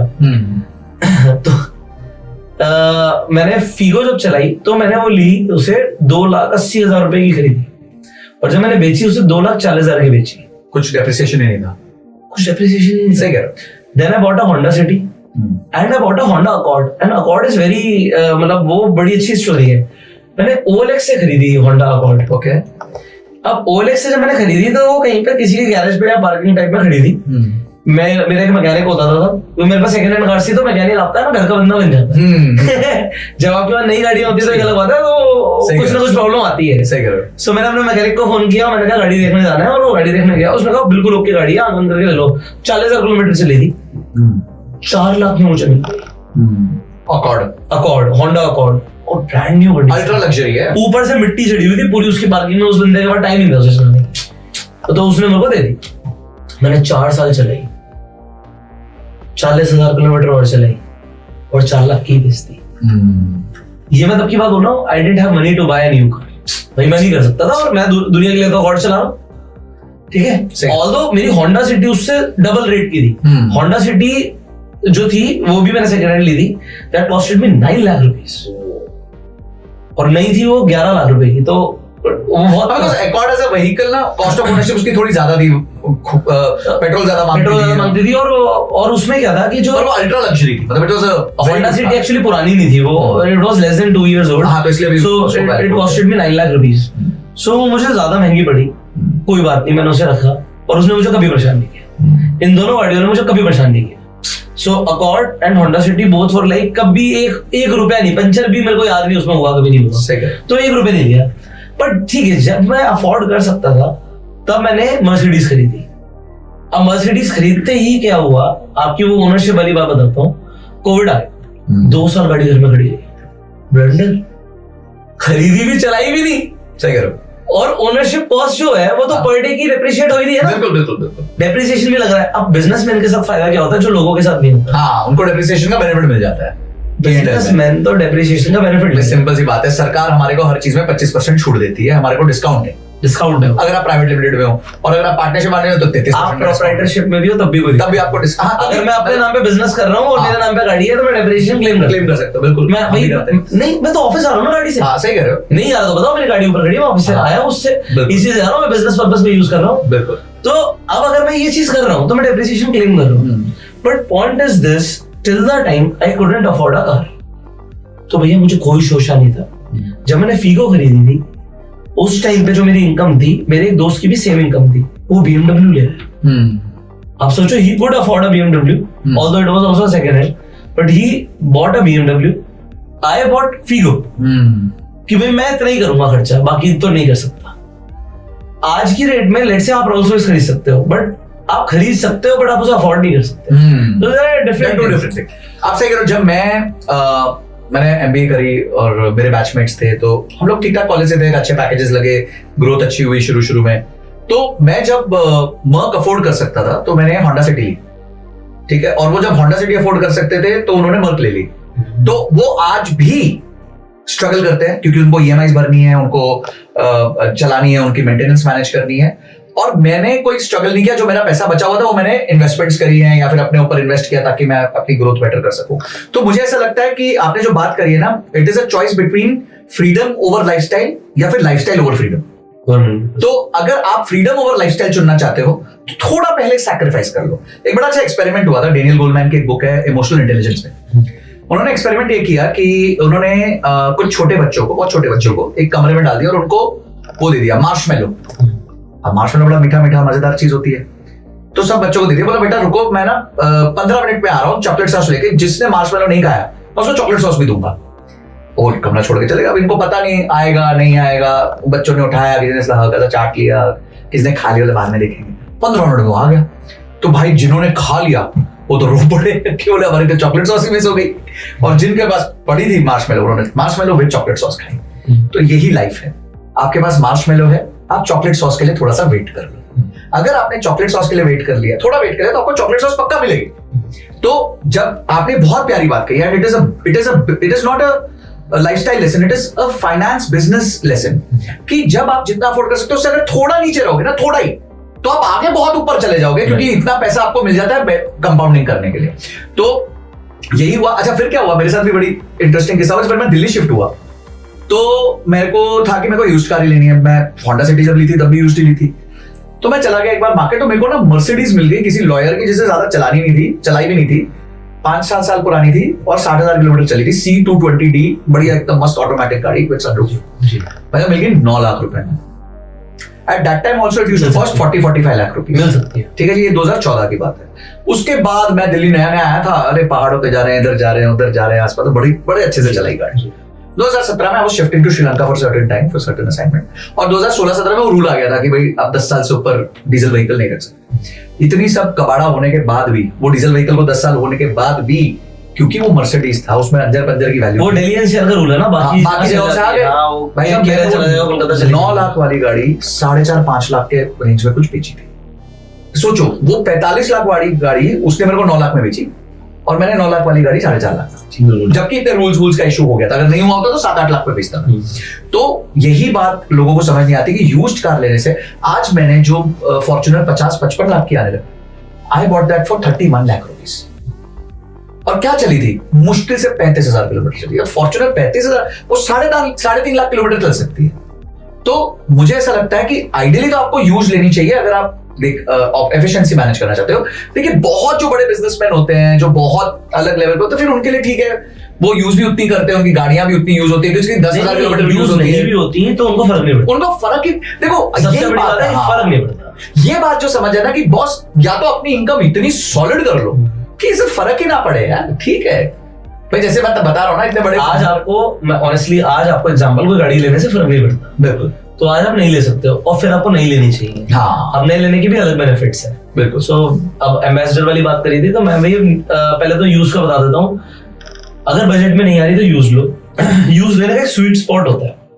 स्वीट स्पॉट की डेफिनेशन क्या होती है, गाड़ी में 2 चीजें होती हैं। एक होता है डेप्रिसिएशन, गाड़ी गिरेगी कितनी। पहले महीने में गाड़ी 11% टूट जाती है जी। अगर आप 1 करोड़ की गाड़ी ला रहे हो तो 1 महीने के बाद 89 लाख की रहेगी, वो 90 भी नहीं है। 90 भी कोई नहीं देगा आपको। और लगभग अगर आप 1 साल निकाल दोगे तो आप 25% डाउन मान लो उसको जी। 25% डाउन है, वो 75 लाख की रहेगी जी। सो स्वीट स्पॉट कब शुरू होता है? स्वीट स्पॉट शुरू होता है 3 साल के बाद। 3 साल के बाद लगभग 40% वैल्यू टूट जाती है। हाँ सही कह रहे हो। तो 3 साल में गाड़ी का कुछ नहीं बिगड़ा होता। मैं आपको एक रियल लाइफ एग्जांपल देता हूँ। मैंने अपनी जीप कंपास बेच दी, पता नहीं अभी दिमाग में क्या आ गया कि 5 साल हो गया, वियर एंड टियर होगा, हुआ नहीं है, होगा तो बेच दो। बिल्कुल, but more people died in anticipation वाला हिसाब एक्चुअली वो पड़ी रहती है, यूज नहीं हो रही थी। We have other options. तो मैंने जब अकॉर्ड बेची तो मैंने जितने की ली थी उतने की बिक रही थी, और मैंने ये सोचा यार ये पड़ी है ना, मेरा इंश्योरेंस की कॉस्ट आ जाती है, साल में एक बार तो आई जाती है, और मैं नहीं भी चला रहा, मैं थर्ड पार्टी भी करा रहा हूँ, तब भी वो खड़े खड़े ना पार्किंग की जगह ले रही है। सो जब मेरे पास ऑप्शन है, मेरे पास पोर्शे, मर्सिडीज, ऑडी घर में खड़ी है, और मैं अकॉर्ड क्यों चलाऊंगा? सही करो। तो पापा के पास भी दूसरी ऑप्शन है ना, तो पापा भी किसी और में जाएंगे और पापा को जाना नहीं है। सही करो। सो मैं क्या फ्लीट बनाऊं कार्स की, उसे कम करो। तो मैंने अपनी होंडा सिटी और जीप ऐसे ही निकाल दी, जरूरत नहीं है। सही है ना, मतलब बड़ी इससे अच्छा कैश हाथ में आ गया। सो मैं रियल बता रहा था, हुआ क्या, जब मैंने गाड़ी ली तो मेरे साले साहब के पास ऑडी Q3 थी, और हम ना अपने प्री वेडिंग शूट के लिए गए, तो मैंने जीप उसे दे दी, मैंने उसकी ऑडी चलाने लग गया। अब जब वो मेरी कार चला रहा, कह रहा इसमें तो पावर ही नहीं है, रेस पे पूरा पैर रखा, वो भाग ही नहीं रही। तो हुआ क्या, जीप को रमा होने के लिए 10-12 हजार किलोमीटर ले ली उसने, जिसे बोलते हैं इंजन रमा होना, पावर जनरेट होना। वो पेट्रोल कार थी, ऑटोमेटिक, भागती नहीं थी। और मेरे दोस्त ने सेम एक क्रेटा ली थी, उसके साथ भी दिक्कत आई। सो दिक्कत क्या है कि इंजन को रमा होने के लिए 1-2 साल चाहिए, और जब वो रमा हो गए, फिर वो जब 2 साल निकल गए, अरे वो सही भाग रही थी यार, उसमें पावर आ गई, पता नहीं कहां से। हम भी सोच रहे थे आप तो इसे रेस देते भागती है। तो पिकअप आ गया उसमें, पहले पिकअप नहीं था, 0 पिकअप था। राइट। तो वो जो रमा होने में टाइम लिया, तो 3 साल में तो उसका कुछ बिगड़ा ही नहीं था। और वो स्वीट स्पॉट होता है, क्योंकि अगर आप खरीदने जाओ, आप बेचोगे तो आपको वैल्यू 40% डाउन मिलेगी। राइट। तो एक आम आदमी को 3 से 5 साल पुरानी कार ले लेनी चाहिए, अंडर 50,000। परफेक्ट। अब उसमें क्या होता है, डेप्रिसिएशन का बेनिफिट पूरा मिला, और रिपेयर कॉस्ट 5 साल के बाद शुरू होती है। 5 साल तक मेजर कॉस्ट नहीं आएगी, तो वो 3 से 5 साल में maximum depreciation and least repair cost के जोन में होते हो। बिल्कुल सही है, इसे बोलते हैं स्वीट स्पॉट।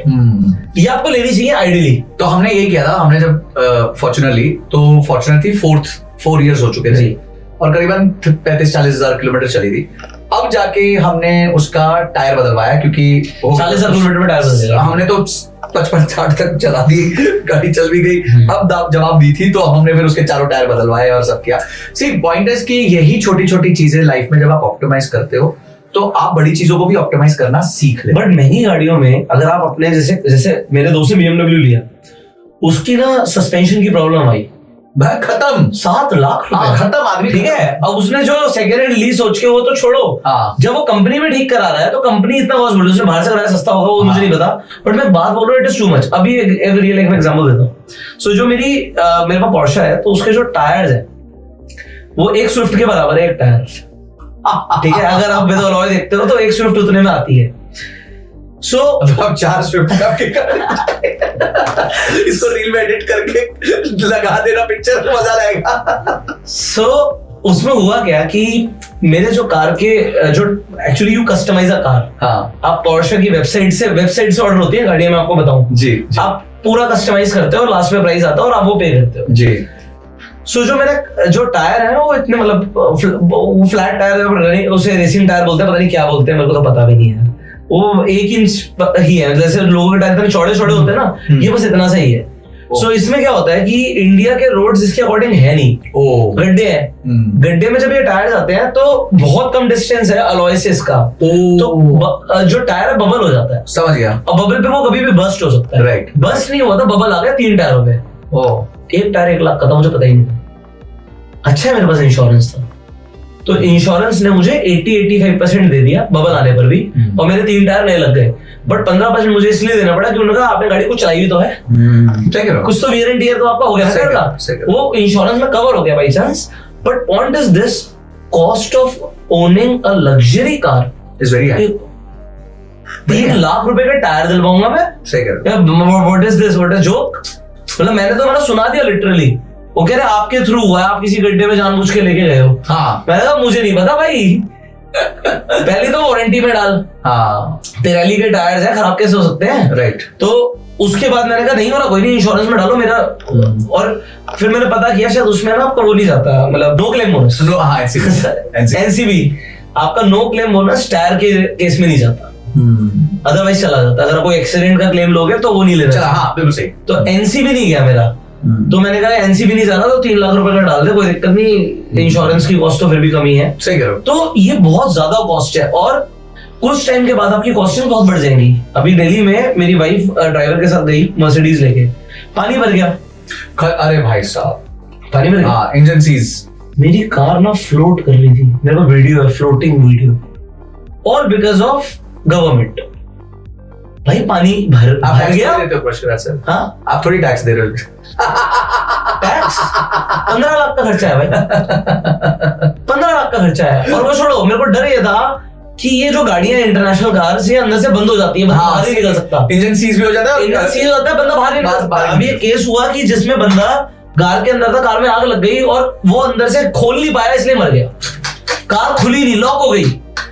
तो पानी आना और आग लगने पे कार लॉक हो जाती है। तो मैंने वाइफ को बोला गाड़ी छोड़ दे। उसने कहा शीशे ऊपर जा रहे, मैं क्या करूं? मैंने कहा बाहर निकल कैसे भी करके। वो बाहर निकली, वो बेचारी, मतलब आप सोचो अंधेरे में, लाइट भी चली गई आईटीओ के पास कहीं पर, पता नहीं कहां पर, क्योंकि मैं था नहीं वहां पर, और मैं आ नहीं सकता था, 3-3 घंटे का जाम। सही कर। वो रात में बेचारी 12-1 बजे निकली है वहां से। वो मैंने कहा तू छोड़ दे कार को, साली कार को सड़ने दे, कोई दिक्कत नहीं है, तू छोड़ा। मैंने ऑफिस के एक स्टाफ को बोला, ही वॉज नियर बाय, मैंने कहा तू वहां पर चला जा, वाइफ अकेली है और वाइफ की फैमिली कहीं पास में थी, मैंने कहा आप इसे पिक करके अपने घर ले जाओ। और it was such a horrible moment. उस दिन उसने आके बोला मुझे इंडिया में नहीं रहना। कह रही हम कहाँ रह रहे हैं भाई, where we are living, she is a tax payer, I am also a tax payer, हम टैक्स दे रहे हैं। सही करो, हम इतनी महंगी गाड़ी ले रहे हैं, हम रोड टैक्स दे रहे हैं, रोड टैक्स दिया ना, हमने हर तरीके के टैक्सेस दिए, हमने मना नहीं किया ना। आज मेरी लाइफ की बात थी, अगर गाड़ी में वो बंद हो जाती और पानी भर जाता तब क्या होता? ये किस्सा ना 2005 में जब मैं बॉम्बे था, तो सबको याद होगा 26 जुलाई 2005 जब बॉम्बे वाज फुल, बहुत बुरा हाल हुआ था। सब लोग, मतलब गाड़ियां ऐसे बीच में सड़क पे पड़ी थी, लाख करोड़ों अरबों रुपए की। There was one guy in our college, मैं इंजीनियरिंग में था, वो अपनी गाड़ी में वेट कर रहा था किसी का, एंड उसने क्या किया, उसने अपना शीशा चढ़ा दिया कि पानी अंदर ना जाए। एंड उसके बाद वो पानी ऊपर आया तो उसका लॉक जैम हो गया, वो खुल नहीं पाया, and he died inside the car. तो आपने बिल्कुल सही कहा है कि पीपल डोंट रियलाइज कि ये जो हम टैक्सेस भी दे रहे हैं, सब कुछ कर रहे हैं, उसके बावजूद जो इंफ्रास्ट्रक्चर का डेफिशिएंसी है, I am talking about Bombay, you are talking about Gurgaon, Delhi, ITO, we are talking about the spaces जिससे ऊपर कुछ है नहीं देश में। हाँ, है ना, मतलब बॉम्बे और दिल्ली से ऊपर क्या है, आप समझो ना, देश के सबसे बड़े दो, एक फाइनेंशियल कैपिटल, एक पॉलिटिकल कैपिटल, एंड उसके बाद अगर ये परिस्थिति है, एंड बॉम्बे में इतने साल रहा हूँ पुष्कर सर, की वहां पे वो अंधेरी सबवे होता है, वो अंधेरी सबवे बारिश में भरना ही भरना है, आप कुछ कर ही नहीं सकते। थोड़ी सी भी बारिश आएगी, पानी यहाँ आ जाए। And 24 years I was there and there was no improvement at all. Her government यही बोलती है कि खड्डे नहीं है, खड्डे भरेंगे, खड्डे होगा। खड्डों से कितनी डेथ्स होती है। मैं ये गड्ढे की बात बोलता हूँ, मैं एक टाइम पे बाइक चलाता था, I had Avenger ji. So Avenger is a very low cruiser bike.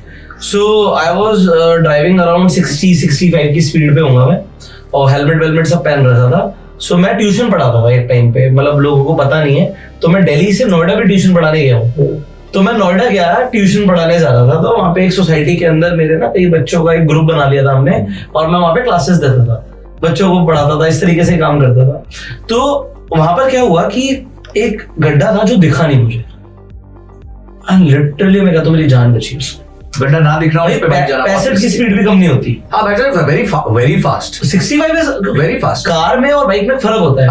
Car में आपके आगे कुछ है तो सही, यहाँ पे तो कुछ है ही नहीं। बिल्कुल, और बस कार ऐसे टॉपल नहीं करेगी ना कभी भी, तो बाइक तो टॉपल कर सकती है। तो हुआ क्या, जब गड्ढा आया, मेरी बाइक निकल तो गई, उसका सस्पेंशन खराब होना ही है, और मैं इतना डिसबैलेंस हो गया कि मतलब अगर कोई, मैं बच गया, बस ये मान लो मैंने साइड कैसे भी करके ले ली, बट अगर मेरे पीछे कोई कार आ रही होती या कुछ होता तो कुछ भी हो सकता था।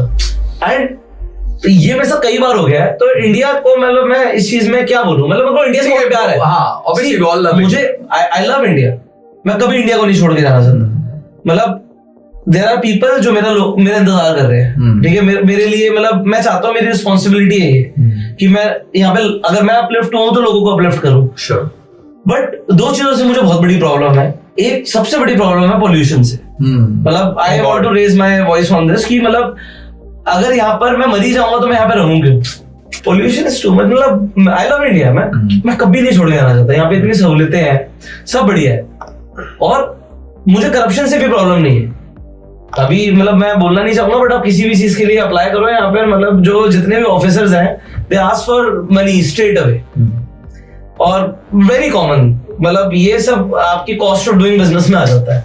But anyways still I love India, I don't want to leave it. But जब मेरी वाइफ के साथ ऐसा हो रहा है, पोल्यूशन इतना ज्यादा बढ़ रहा है कि मेरे बच्चे खांस रहे हैं, आज जाके मेरा गला थोड़ा सा बेटर है, वरना इससे पहले जो मैंने वीडियोस बनाई उसमें मेरा गला बिल्कुल चोक था। तो what can we do, what are you expecting? And if people like me will leave, आप सोचो ठीक है हम कुछ तो कंट्रीब्यूट करते हैं इंडिया की जीडीपी में। बहुत छोटा है यार, बहुत छोटा है, बट ये छोटे छोटे से जो घड़ा भर रहा है वो घड़ा खाली होना शुरू हो जाएगा इफ पीपल विल लीव। सो ये गवर्नमेंट को सबसे पहले ध्यान देना चाहिए, क्योंकि इफ यू विल लीव, आप कुछ लोगों को एम्प्लॉयमेंट दे रहे, सही है, कोई भी बिजनेस में जा रहे हैं एम्प्लॉयमेंट दे रहा है, वो एम्प्लॉयमेंट भी जा रही है और अनएम्प्लॉयमेंट बढ़ रही है। नहीं, और मैं किसी और कंट्री को सपोर्ट कर दूंगा और टैक्सेस उधर दे रहूंगा, देना तो मुझे टैक्स है, टैक्स तो देना ही, मेरे जेब से जाना ही है टैक्स किसी ना किसी प्रकार से। Because if you are capable enough you will earn. True, कहीं भी कमाओगे। तो ये कुछ कंसर्न्स है फाइनली। तो खैर मैं इसे अब वाइंड अप ही करना चाहूंगा। It was a very interesting conversation and मेरे को बड़ा अच्छा लग रहा है कि हम इस पे बात करते रहे। ऑल्दो जो फाइट वाली बात थी, हमने कई चीजों पे आर्गुमेंट करा, उसमें लोगों को सीखने को मिला। बिल्कुल, आर्गुमेंट वाज लाइक लॉजिकल, आपका एक अपना साइड था, मेरा एक अपना साइड है, and at the end we were on a conclusion basically, we both are on the same page. And I really enjoyed talking to him. And you are a wonderful guest. Thank you so much. We'll love to have you soon. Yes, thank you so much. And मैं बस मेरे concluding remarks यही होंगे कि finance में one size fits all नहीं होता। हर व्यक्ति की परिस्थिति अलग होती है, मनस्थिति अलग होती है, हर व्यक्ति की दिशा अलग होती है, दशा अलग होती है। तो अगर किसी को भी अपने फाइनेंस को प्लान करना है तो always start with a goal in mind. Goal को लेके जितना आप अच्छा इन्वेस्टमेंट करोगे, गोल को लेके जितना आप पकड़ के चलोगे, उतने आपकी इन्वेस्टमेंट की लाइफ आसान होगी। अगर एक ही चीज है जो आपको अल्टीमेटली मिलियनेयर बिलियनेयर बना सकती है, वो है अगर आप अपनी खुद की क्षमता पे वर्क करो, खुद पे निवेश करो, खुद की स्किल्स को मल्टीप्लाई करो, खुद की इनकम को मल्टीप्लाई करो, वो आपको ज्यादा अच्छा डिविडेंड देती है। इन्वेस्टमेंट से मेरा पॉइंट यही होता है कि उसमें निवेश करते रहो, उसमें लंबे समय के लिए रहो, तब जाके आप अपने लिए एक अच्छी वेल्थ डेफिनेटली क्रिएट कर सकते हो। मैं एक उदाहरण हूं, मैं भी एक आम आदमी हूं, मैंने भी ये जर्नी चुनी और इसीलिए मैं ये कंटेंट क्रिएट करता हूं ताकि लोगों को ये कन्विक्शन आए कि यार एक लंबे समय तक रहेंगे तो शायद हम भी थोड़ा पैसा इन्वेस्टमेंट के through You're the example of power of SIP. You're living that and whatever you're doing, it is very appreciable. Thank you so much. और मैं चाहता हूँ लोग भी ये करें. And thank you for magnifying my efforts. Thank you so much. Thank you so very much. Thank you for coming and thank you so much. आप सबने इतना प्यार दिया, यहाँ तक सुन रहे हैं आप, तो मतलब डेफिनेटली आप लोग लाइफ में कुछ करना चाहते हैं, आगे बढ़ना चाहते हैं, सो इसी तरीके से जुड़े रहिए, सब्सक्राइब कीजिए, बेल आइकन पे क्लिक कीजिए, सर के चैनल का लिंक आपको डिस्क्रिप्शन में मिल जाएगा, do subscribe. See you in the next video. Till that time, you go self-made and join.